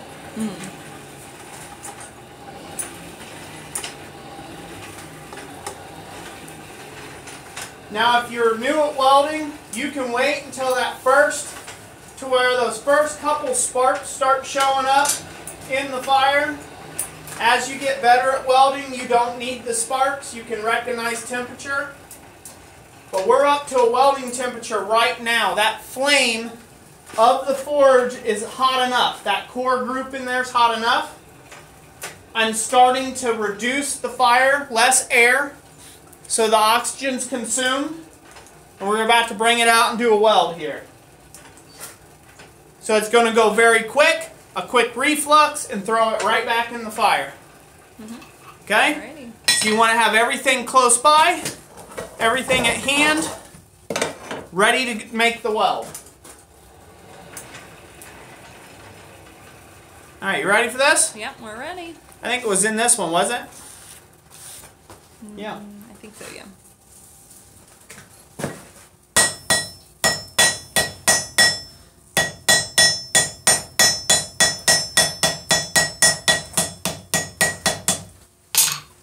Alright, that should be mostly welded.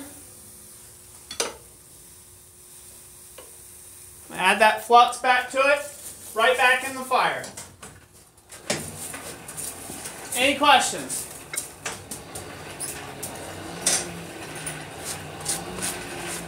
Alright. Don't reflux over the camera. Yeah, it'd be nice if we did have a protective lens on this. Yeah, I was in this one, wasn't I? Yep. It's always good to mark out or know where you're at. So, like, if you're going to do this a lot, but like if you forget you're doing it on a swedge block, you got all these marks, chalk the one that you're going into. So just chalk it. That chalk won't hurt anything, but it helps you point out where you need to go with your collar. Because when you're like, where am I supposed to go? You're wasting welding heat. That's where you could just prop the pointer finger up against the wedge block. Ta-da! Ta-da! Then it'd be one other thing you'd have to worry about moving. So. True, yeah. Alright, so I'm bringing this up again. This is still a reducing fire. I'm trying to bring it up to just a little heavier welding heat now. This is where I find that a hand crank blower is far superior to an electric blower, because I can fine tune the amount of oxygen that's going in this fire. And I can really bring the color temperature of the steel up to exactly where I want it.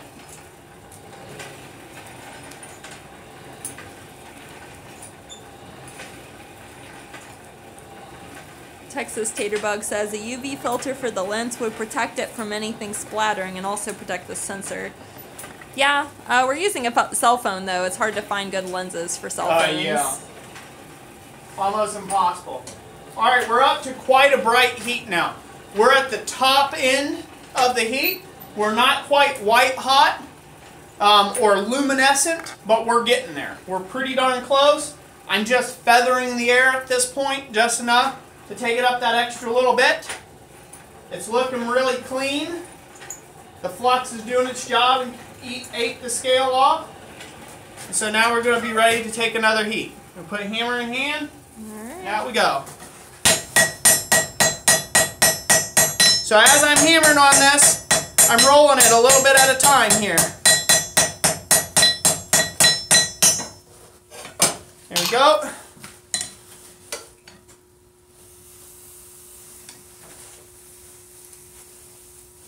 Now you get to do the scary part. The next time we come in, we're going to come in here and weld in this.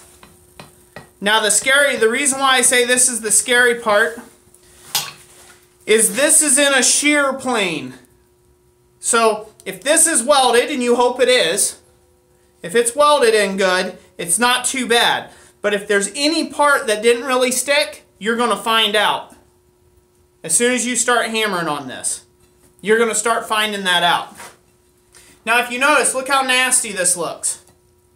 Burnt marshmallow. It looks like a burnt marshmallow, right? Mm-hmm. That's that flux sitting on there eating the scale off. That scale's floating off the surface. Okay? And it's just getting caked on there. So that's eating the scale. When you put it in the fire and you look at it, the scale just runs off and drips off the piece. And you'll see good clean metal.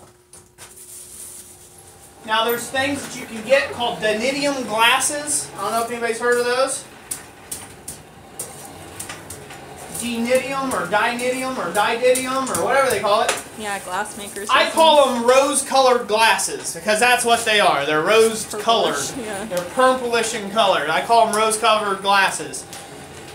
I have heard guys use those and say that they really like them because they can see the metal move and material in the fire. I've personally tried that with Forge Weld. I sucked. I couldn't get anything to weld.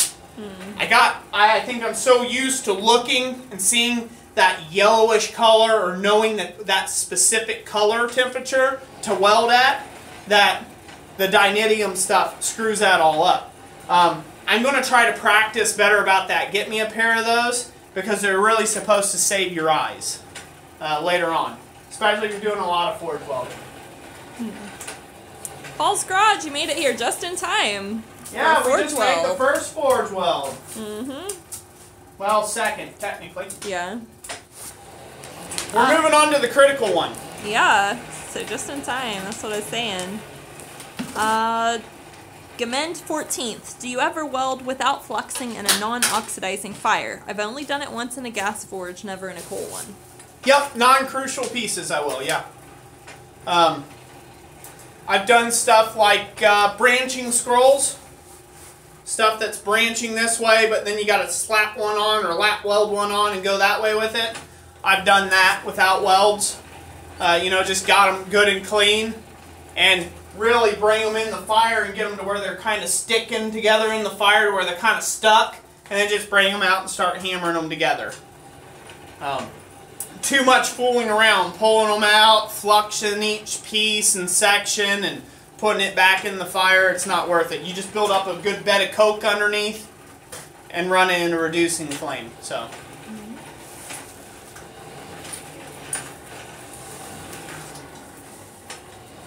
Now, there's one way that I have found and I learned this from Tom Latney, that you can tell whether your weld took and you have something welded. One really good indicator. And so far, it hasn't failed me yet. If both pieces that you join together at the place of joining, so let's say you did a bird's mouth weld, like in forging a bit into an axe or a peen into a hammer, and you were to layer something like this and you were to forge weld that. If the pieces in the welded area cool at the same consistent rate, that means you don't have the inside piece cooling at a quicker rate than the outside piece, or rather it'll be the outside lips cooling quicker than the inside portion is, then that means you got it forge welded together. It is one piece. If it is not forge welded together, the lips of that will turn cold before the cores turn cold, and you know it's not welded. Doesn't matter if it looks like it is, it's not. It'll come back apart. 9 times out of 10. Rigid Ironworks said, my first forge weld I used way too much flux. The flux ate the forge brick floor of my propane forge down to the steel. Yep. Boric acid. I know some guys, they like to think of it as a candy coating. Some guys like to think of, like I said, glazing a donut. I mentioned that just not only to be funny, but to be honest. People treat it like they're glazing a donut. You know, like it's preventing the oxygen from hitting the surface of the steel and things like that. It's an acid. It's meant to eat away at that iron oxide. Can it stay and kind of protect a little bit? Yeah, I guess it could. But I've also seen pieces never weld once and have Gloves. enough flux on it that you could shake it and the flux just splatter everywhere. And they never welded. So, so once again, it's an acid. You put too much of it and it becomes an impurity. Alright, I need to see my piece, so I'm going to move a few pieces of coat. Just enough. It's starting to match the color of the fire. I take it up that extra little bit.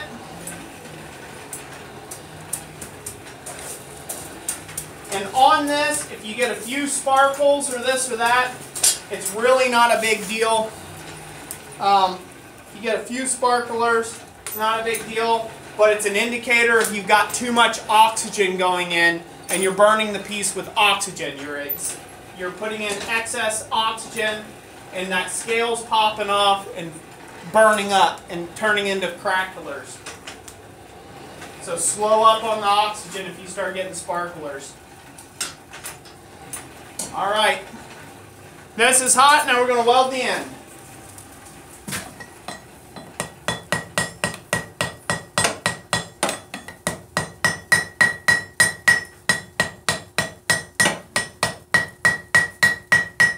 We're not going to go with that too far, then we're going to go right in here and make sure that's welded.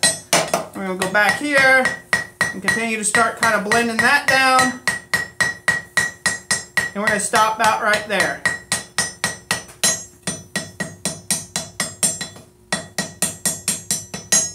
I'm just getting this straightened up a little bit so it welds a little nicer. And there you have it. See that scale just popped right off there? Give it a second, it'll rescale again. But now at this point, I'm going to let it cool and watch it. Let's watch it. I don't know if they can see that. Probably just looks like a white ball. It's starting to come, the color's starting to come through. What I'm looking for is I'm looking for the inner core I'm looking for the outer sleeve, the collar to cool off before the center rod does. I know this is welded, but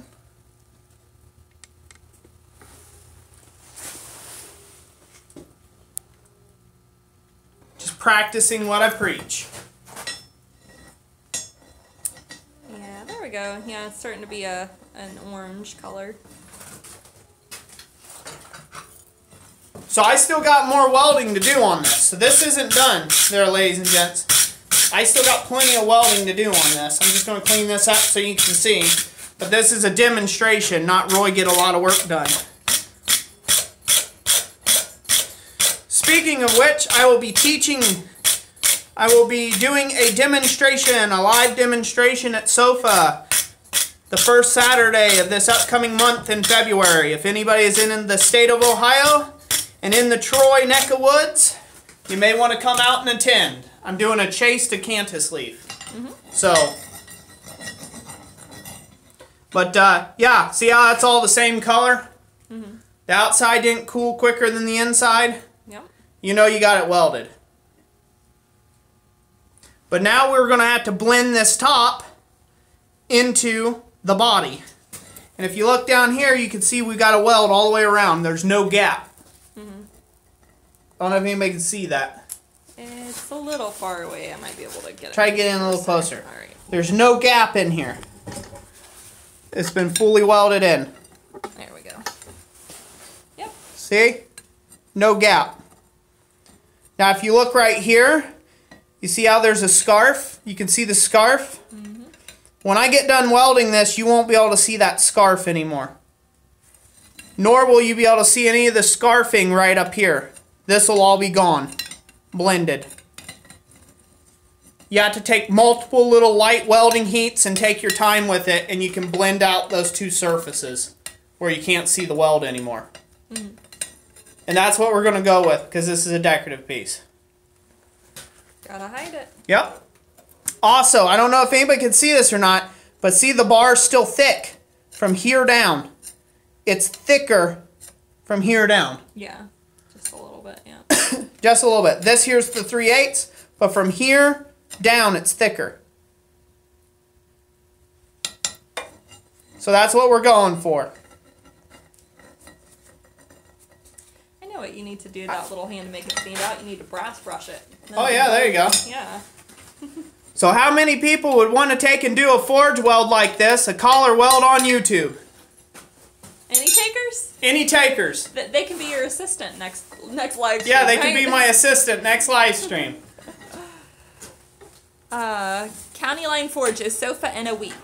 Their monthly meeting is. It's not their big conference. Not the big conference. It's just a monthly meeting. Speaking of which, I will actually be a conference demonstrator this year. I have got to get all the figured out what I'm actually going to be demonstrating, but I'm actually going to be the demonstrator at a blacksmithing conference up north in northeastern Ohio, near Cleveland. I'm trying to remember the name. It's Western Artist Blacksmith Reserve. I'm sorry, I messed that up really bad. It's Western Artist Blacksmith Reserve or something like that. It's a club up around the Sandusky, kind of Cleveland-ish area. So northeastern Ohio, pretty much. Yeah. I'm going to be their conference demonstrator in July. Yep. Yeah. We'll keep you all updated on the specifics. It'd be best if we had the specifics in front of us. Yep. We are thinking about trying to do a calendar page on our website, and probably go ahead and add that into our newsletter too, maybe our upcoming events, just so everybody can keep in touch and things like that. Yeah. Oh, by the way, I have noticed there's been like some plans. I've been getting little notifications that plans have been selling. So if that was any of you guys, yeah, thank you for the support. We appreciate that. So, has anybody liked our recent videos? Recent videos. I.e., have you noticed a difference in our recent videos? A hint, hint. A hint, hint. I was going to say, if Roy's not saying it clear enough, I'll just add the hint, hint in there. Paul's Garage says, I like the 3 minutes at 3 idea. Paige says, like the clock smash, LOL. Cool. Lynn Brad says, like them. Andrew Freeman says, smoother camera work for sure. Yeah. Surge Rush 4 says, new opening clip. Yeah. That's new. Let's see. Rigid Ironworks says, love the videos, better clarity. Mark S, I like the intros. Taterbug says, I like them. Yeah, okay, good. So, go over and grab my baby. My baby. Oh, the whole case? Nope, just the one thing. So here recently, so for everybody who purchases plans and things like that, you have helped support us to be able to take and get a new camera to take and do things with. So this isn't fully set up yet, but there's going to be some big changes this year that we're going to be doing. But this is the Lumix G7, and we got this about a week and a half ago. Yeah, about a week and a half ago, but we've been slowly getting, well, we haven't been able to just film with it right off. I had some card issues. I had to get some new memory cards and a new router and a whole bunch of different computer equipment and stuff. But your guys' funding out there that's been buying t-shirts and buying Power Hammer plans, you all have helped us to be able to take and get this, which will hopefully help us to make better quality content where you guys can look at something without it looking like a ball of fire. So our hopeful goal is to get some OBS software and some other devices that I can link this camera up and us be able to actually use this for the live streams. Live streams, which will give you all a much better viewing experience where you can see a lot better. Yes, which we don't currently have internet in the shop, hence the cell phone. Hence the cell phone. We are filming this on the LG V20. I have filmed, for anybody out there that is thinking about getting into YouTube, and I don't know I want to hear what people's comments are here in a second. I want to put this away because it's an expensive camera. But for anybody who wants to get into YouTube or anybody who's currently in YouTube and making videos, I can totally wholeheartedly suggest the LG V20. We have put out over the last year just a little over 500 videos on the subject of blacksmithing using the LG V20. So it's been quite the ride, and it's really helped us be able to put out the videos and really crank out the content. So for any of the aspiring YouTubers out there, that's what we use. Yes. We plan on doing a video on our content of how we do our stuff. Yeah. What are they saying? Yeah, Vincent Golden, very nice indeed. Mark S. says, cool stuff. James Lewis says, are you going to smash that? No. Not a Definitely not. John McCann says, congratulations. Texas Thank you. Taterbug says, definitely protect that Lumix sensor with a UV filter. Yeah. Yes. We went out and bought like a $50 protective lens, so. Yeah. It has like a 5-year warranty, the lens did. It was $50 just for the lens to protect, just the protector. Yeah, the protector. Just a protective lens. Protective lens thing. Yep. Yep. Richard Ironworks says, sweet, good for you and better for us. Oh yeah. Alright, we getting ready to weld some more? Yep. We're almost there. Alright, I'll aim down here. I think we'll bring it out and just give it a wee flux. No, it's good enough. I'm going to get it good and hot in here. So one trick when you're forge welding, try not to see your metal. If you can see it, the air can see it. Oxygen particles are bigger than your eyeballs, and so therefore they can slip through the cracks and get at your steel. So take a look at it, move some coke around, make sure you're to heat, then pull it out and go to town. Alright, we're going to be welding right here. Alright. Be cleaning up that joint. Ready? Yep.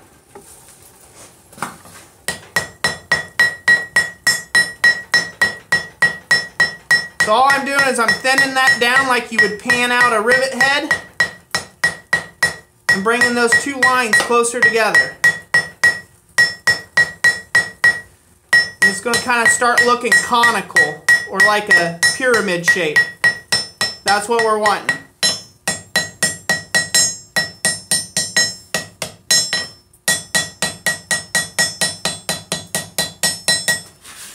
Alright, just going to give this a real quick brush. This isn't really for the scale, it's just I've got some little extra junk on it from pounding it into the swedge block. I just want to get some of that stuff out of the little cracks there a little bit. some of the junk from the fire got in there. And now I'm just going to go ahead and just put a little more flux on this.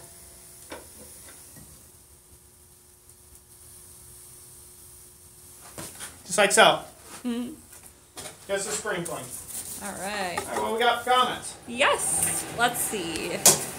Jeff Sandling says, my daughter's jealous that I didn't order a shirt too. I'll get her one to help you guys get some spare batteries for that awesome camera. LOL. Awesome. Thank you so much for that.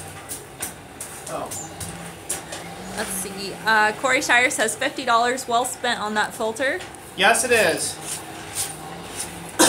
County Line Forge says, I use a Droid Moto Z for my channel. There you go. I don't know anything about the Moto Z, but, you know, once again, you can get a lot of good quality footage shot on just a cell phone cam nowadays. Mm-hmm. 5-10 years ago, that wouldn't have been the case. Yep. But you have really come along leaps and bounds. Graham Pepper says, don't forget about drawing the skewers.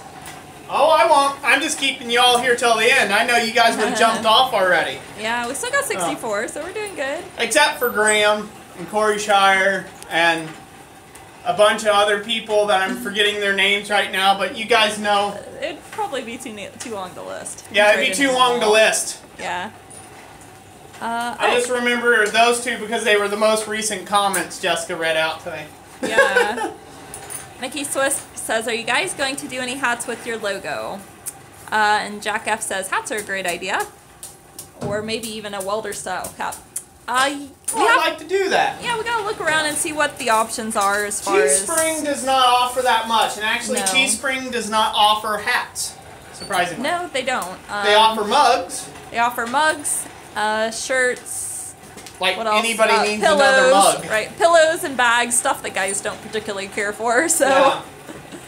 Socks even, I think. Right. Yeah. I don't know. I guess somebody could be really into showing off their Christ Center Ironworks merch. Like, check out the logo socks. I doubt it, but you never know. There's a couple weird ones out there.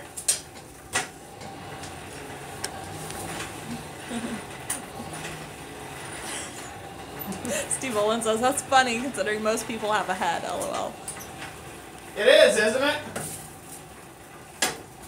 Serge Rushmore says, Roy, I like your style of hat. Where would I look for one?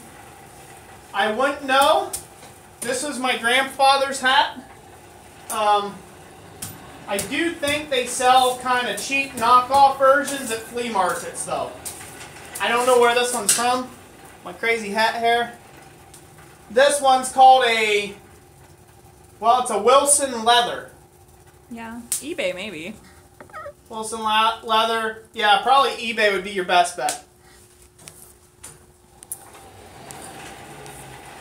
Let's see, Dayspring Armory says, there you go, get some size 30 socks, cut off the tops for the hats. Alright, going to another weld here. Alright. Ready? Yep. Alright, so now I've been hammering a lot on this end. I'm going to go ahead and make sure I weld this top bit a little bit more too, and dress out that.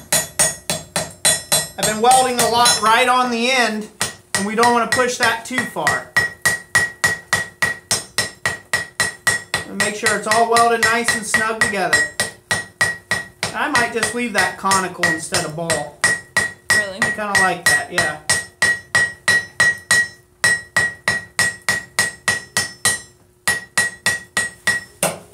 Alright.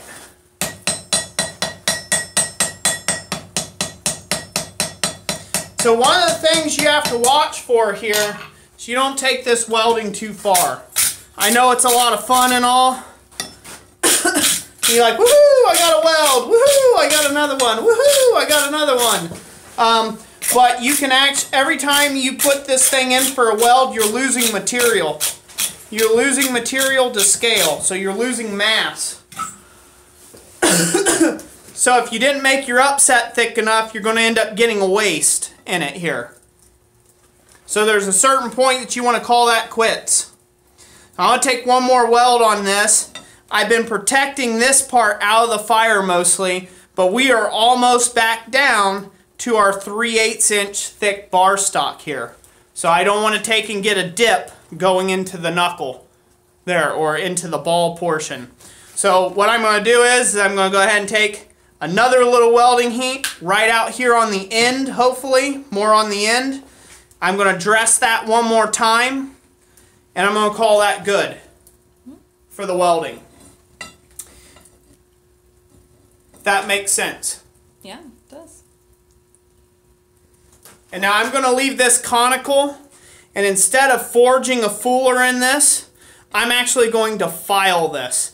I want to kind of come out with something that's a bit of a diamondish type shape. So I'm going to file it instead when I get to that point. I've decided against doing a fuller. Alrighty. When you're making the project, you get to decide. That's how it works. Mike said, I was wondering how many welding heats you're going to do. Oh. This will be my last one. This is also why you want to thicken that bar. You need to upset that bar because, like I said, you're losing material and mass every time you put it in for another welding heat. Every single time. Man, my throat's getting dry here. No, I got water here.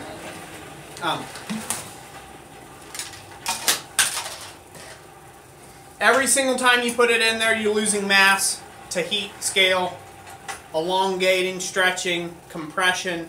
You're losing that mass.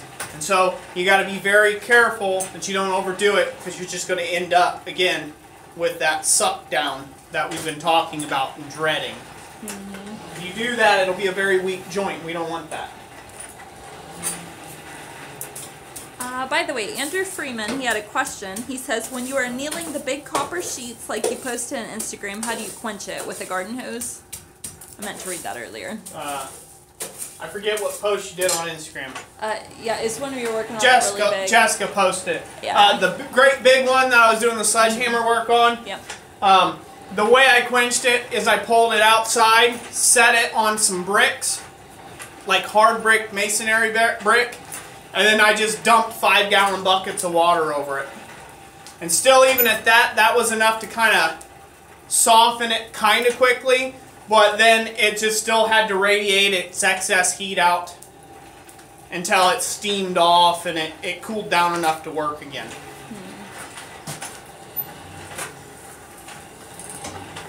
Alright, by the way, we are at 2 hours. Alright, we're going to finish this out. I knew 2 hours was coming.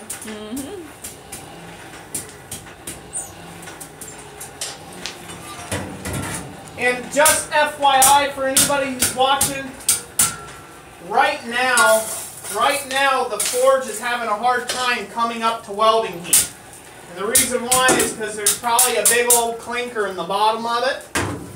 Right now, sitting at the bottom of the fire pots. So, as clinker will not inhibit a weld, if you get too much of it, maybe it could. As clinker won't inhibit a weld, clinker will stop the fire from getting hot, and so therefore you crank more air into the fire, and the more air that's in the fire, the more your piece scales, and therefore it doesn't weld. So, it's kind of a cause and effect. So, right now it's hard to get this piece evenly back up to a welding heat. So at this point, had we not our time expiring here on the live stream, I would let this cool down to where it was like an orange color in the bottom of the fire pot, and I would actually hook out the clinker and drag all that out and then rebuild with coke and start again. And it would be back up to welding heat.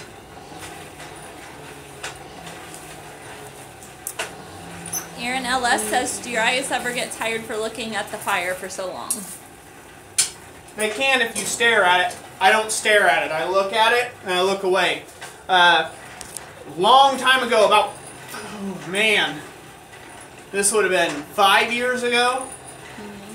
Yeah, about 5 years ago, I did a job for a guy that was a knife collector. No, it wasn't a knife.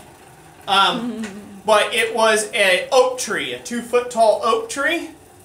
and he wanted it to display his hunting knives in the branches. So it didn't have any leaves on it, but he wanted like these dead-end branches, and in the forks he wanted to display his hunting knives.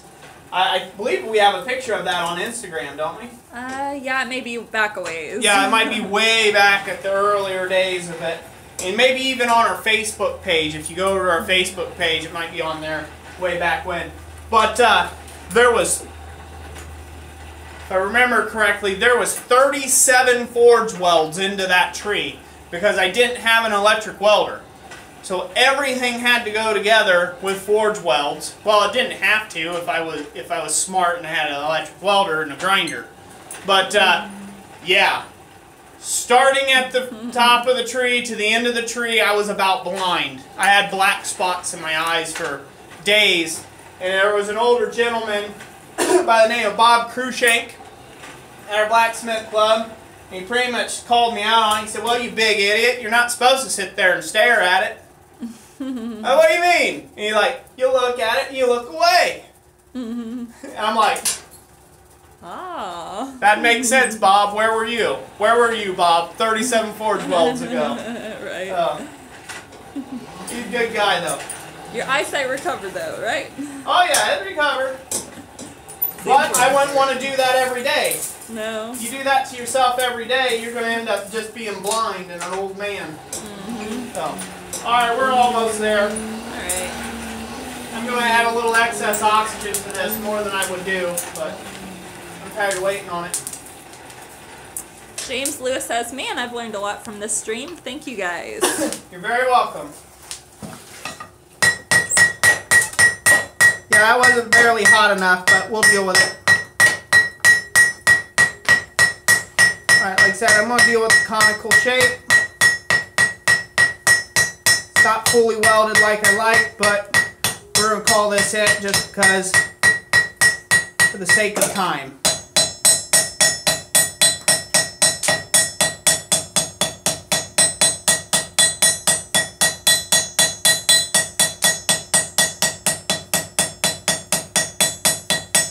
Alright, that's nice and cleaned up. Come over here to the anvil.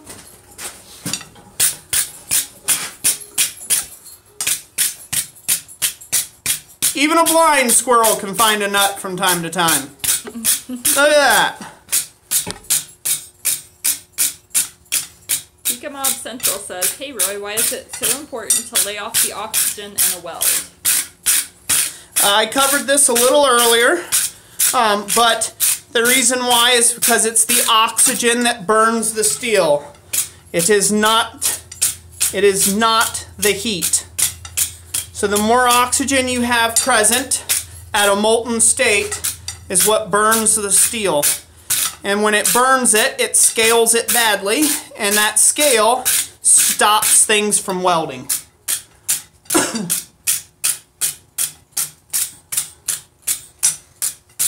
Is that good enough for demonstration purposes? Alrighty. If this was probably for a customer, I'd just cut it off and do it again. But it's not for a customer, it's for a demonstration, and it's for myself. But it's a little off to one side. We can take care of that with a file. If I don't know if anybody sees that, it's not quite running true. Not real noticeable. I'm critiquing it. It's off true. It's not quite true. Okay. But like I said, we can take care of that with a file. That's all cleaned up.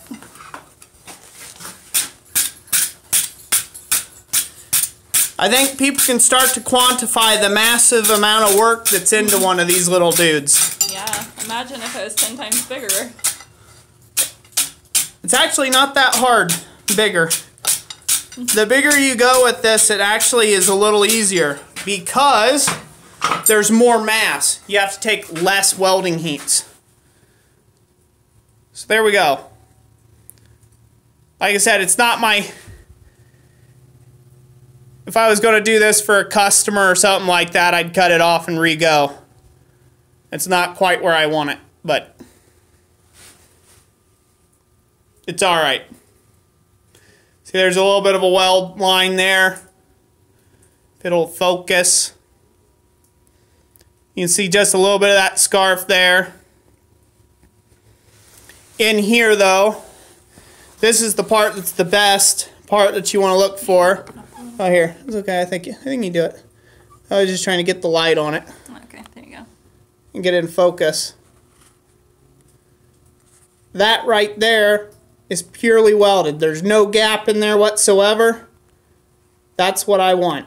That's what you want. No gappage. Now, if you see the toe here, so there's a bit of a scarf here. You can see the top of that bar. When you file that, that'll completely disappear. But not a lot there. So that there is completely welded on. And we are down to the original bar stock size of 3/8 of an inch.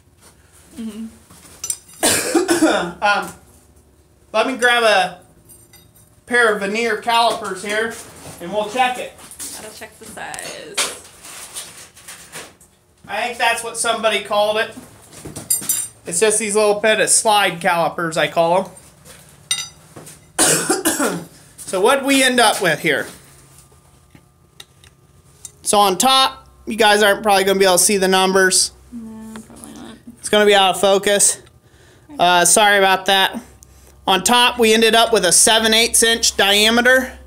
So just a hair off of what I was wanting. I wanted a full inch, but a 7/8, we'll deal with that. Should have started with some heavier material. By 1 inch, which that should be so. And then our starting, yep, 3/8, dead on the money. Gosh, I wish you guys could see that. Jessica, verify, is that 3/8? She's not just saying it because she's my wife. How do I read that thing? You read it on the outside dash. Okay. Yep. The one that says out. There's 1/4 inch and a little tiny tick and then a larger tick. Okay, yes. It's 3/8 of an inch. Yep. Yep, so that's 9.5 mil. So that's perfect. So now that's enough that we'll be able to clean up very easily with a file. We'll be able to dress the ball portion itself with the file and take out any little irregularity still and get this whole thing cleaned up then and ready to be threaded into our pieces. I think this is cool enough. I can find those pieces and we can kind of see how that's going. Yeah. To look. Who enjoyed this live stream? Yeah, let us know in the comments. Thomas Henson said, "You are an amazing teacher. My wife is watching with me. I had to show her who is responsible for my obsession." God bless you guys. Thank you so much for that. Appreciate that. All right, now you can see it come together. Oh, yeah. Cool. Now, this is perfectly underneath that lip, if you see it. Do you see how it's not interfered by that lip? Mm-hmm. Okay? I wanted it to be a little bigger in diameter yet, to where it was kind of interfering with the lip. That way I could have filed it to true, and there wouldn't have been any gap between it and that lip. Mm-hmm. It would have looked a little better, but there you go. Gotta make do. I'm glad everybody enjoyed this. I hope you guys did. You know, I haven't heard of anybody who's taking on this little project yet. I hope to in the future. That would be cool. Yeah. You'll have to let us know if you Yep. decide to dive in. Yeah, if you dive in, I'd love to see some photos over on Instagram or send them to my Gmail at christcenteredforge@gmail.com. If you guys are undertaking this process yourself, I'd love to see your progress. But this looks a little big proportionately to this, but that it has to be. We're going to do a lot of filing to this. We have to file it to true, and then we've also got to file all of our shape into it. And so it's going to get a lot smaller in diameter by the time we're done filing and getting everything to true. But anyways, so that's it for that. Next week's live stream, which next week's live stream is probably going to be a special live stream. It's going to be the giveaway of the 10,000 subscriber hammer giveaway.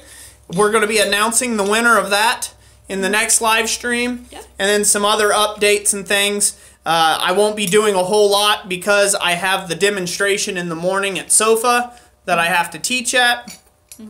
So I won't be doing a whole lot in the way of that, but we will continue this process after that then. And that way you guys get a little bit of a break from me talking so much and that whole deal. Instead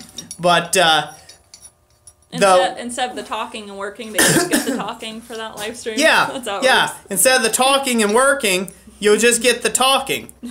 So the next live stream that we will actually go back to working on this, we are going to start filing all these surfaces and all these pieces and get them to where they need to be. And the reason for that being is the parts that are going to be critical that we're coming into next is going to be this cheek piece here for the hinge joint. We have to have everything true to size there. And also the screw box itself that's on the back side of this. We need all this to be true and in plane and wherever it needs to be.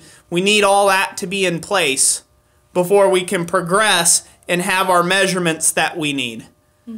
Because nothing's worse than thinking you have it dead on the money, work on your box, and then file this off, and now you're a 1/16 or an 1/8 inch out or whatever on this. Yeah. So we'll be doing all of the file work, getting everything cleaned up in 2 dimension, final dimension that it's going to be at, since all the forging is done on it. So that won't be next week's live stream. That'll be the weeks following. Okay. Well, now we all know. Let's see. To answer your question, Vincent, about the hammer giveaway, you can see all the details on that by going to our hammer giveaway video. I believe that was posted about a week and a half ago. Yep. And then we also followed that up with a public service announcement video that also talks on that more. That addressed everybody's concerns, yes. hopefully. So initially, we wanted everybody to share a photo on Instagram and tag us with Christ Center Ironworks 10K. And to tell us that what our channel has inspired you to do, and that way you could share a photograph with us. But since some people don't have Instagram, it can also be emailed to us, and that way we can just check out what you're up to. And we are going to do a slideshow of those photographs as well. So that is what is up with the hammer giveaway. Yeah. But now we've got a meat skewer giveaway to do again. Yeah, we do. Since the last guy didn't answer. Yes. So, let's get the meat skewers, honey. Let's get that camera flipped around so they can see us. All right. So they can see us both. I'll do that. Okay. Hold on there, ladies and gentlemen. We're going to take you for a ride. Let's see here. Good night, Tim Cunningham. Let me flip this around. Oh, we're really bleached out. So give us a second. Woo! Okay, that's cool. That turns that way. I didn't know that. I was wondering how that worked. So now we'll get this locked in. Sorry, get you all straightened out here. Get rid of whatever that light is. Yeah, it's pretty bright. There we go. There we go. All right, it's good to see everybody. I can actually see some people. Yes. All right, we're going to go ahead and give that giveaway of the meat skewers again that Jessica had made. Yep, I did. Yeah, if you guys haven't seen that, if anybody's new, I made this set of meat skewers, and my very first one I did was in the live stream, and it was... Thank you, David. Yeah. And then I just made these in a recent video last week. So, we still have the names in here. Yep, we still have the names. Good thing we didn't burn them. Yep, the guy did not contact, so... He did not. He forfeits the chance there. Man, I gotta get rid of that other light. Hold on a second. Gee whiz. Okay. Is that better? That is better. Yeah. Way better. Woo! Less light here.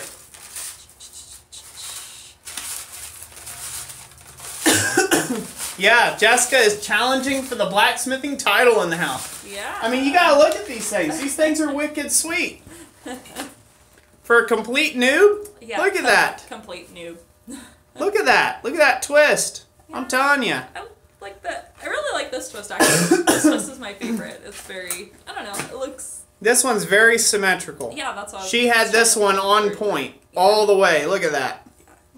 Look at that taper. Man, that's what I like about women. They can pull out some really fine, finessey tapers. So, every woman that I've met so far has been able to do that. Yeah? They take a lot of time on it. It did take me a lot of time to taper. Yep. Anyhow. All right, so we're going to go ahead and draw. Am I drawing or are you drawing? I'll let you draw. Okay, Here. I get to draw. Yep. But I'll read it off. Okay, there you go. We've got one. We've got one here. All right.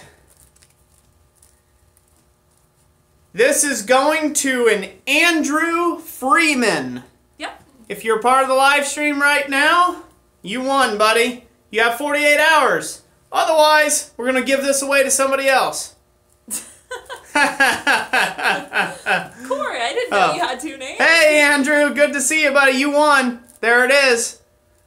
Awesome. Yep, you won, Andrew Freeman. Thank you for being here. So, awesome. I'm putting in this bag so I know.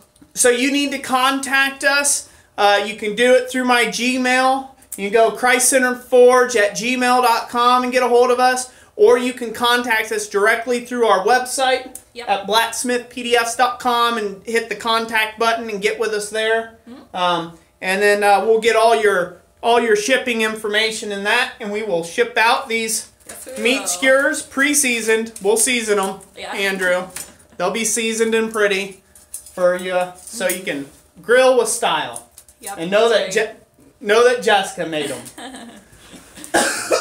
So there you are. So yeah, we'll definitely expect the email tonight. Don't wait 48 hours. We'll just give them away again. Oh, that's what happened to the last guy. Sorry to say. I kind of feel bad about that, but I mean, the rules are pretty simple. So I went to see the last time you comment, and it was at Christmas. So yeah, so he's not on all the time. So good night to everybody who's leaving, and you know, we ran a little over 2 hours with the giveaway and the stuff, and me talking and whatnot. But I think it was a good live stream. I think you made yourself a little hoarse. I did. Yeah. A lot of projection for this. Well, you got to project. I need to get a lapel mic, so maybe that's something else we'll be able to save up to get. So, anyways, thank you all so much for your support. Thank you for everybody that's been buying Power Hammer plans and buying those plans. That's really the only thing we do outside of getting AdSense, which is very piddly, but you know. If you watch the ads too, though, thank you as well. Yeah, if you watch the ads, you guys help there. If you share these videos, you help there. You guys are all a part of it. Thank you all so much for that. That allows us to continue on spreading the word and teaching. And I get to do what I love to do with the teaching portion of it. It kind of helps self-sustain it. So thank you all so much for being here, being part of the live stream. Yep. And yeah, I guess we'll catch you guys on the next one. Yeah. Oh. Yep. Oh, thank you all for being here. Oh, remember, before we go, make sure you check out the video on doing the spatula. The next chance you get tomorrow. Yeah, and hit the like button. Tomorrow, there'll be the one on the ladle, and then later on in the evening, there'll be the one on the meat fork to complete the set. So, thank you all. Paul's Garage, Richard Ironworks, Corey Shire, Andrew, thank you for Andrew Freeman, everybody that's here, Fairfin, Graham Pepper, everyone that's been here, thank you all so much. Thank you for your support, and good night all. Oh, we'll talk to you all later. Bye.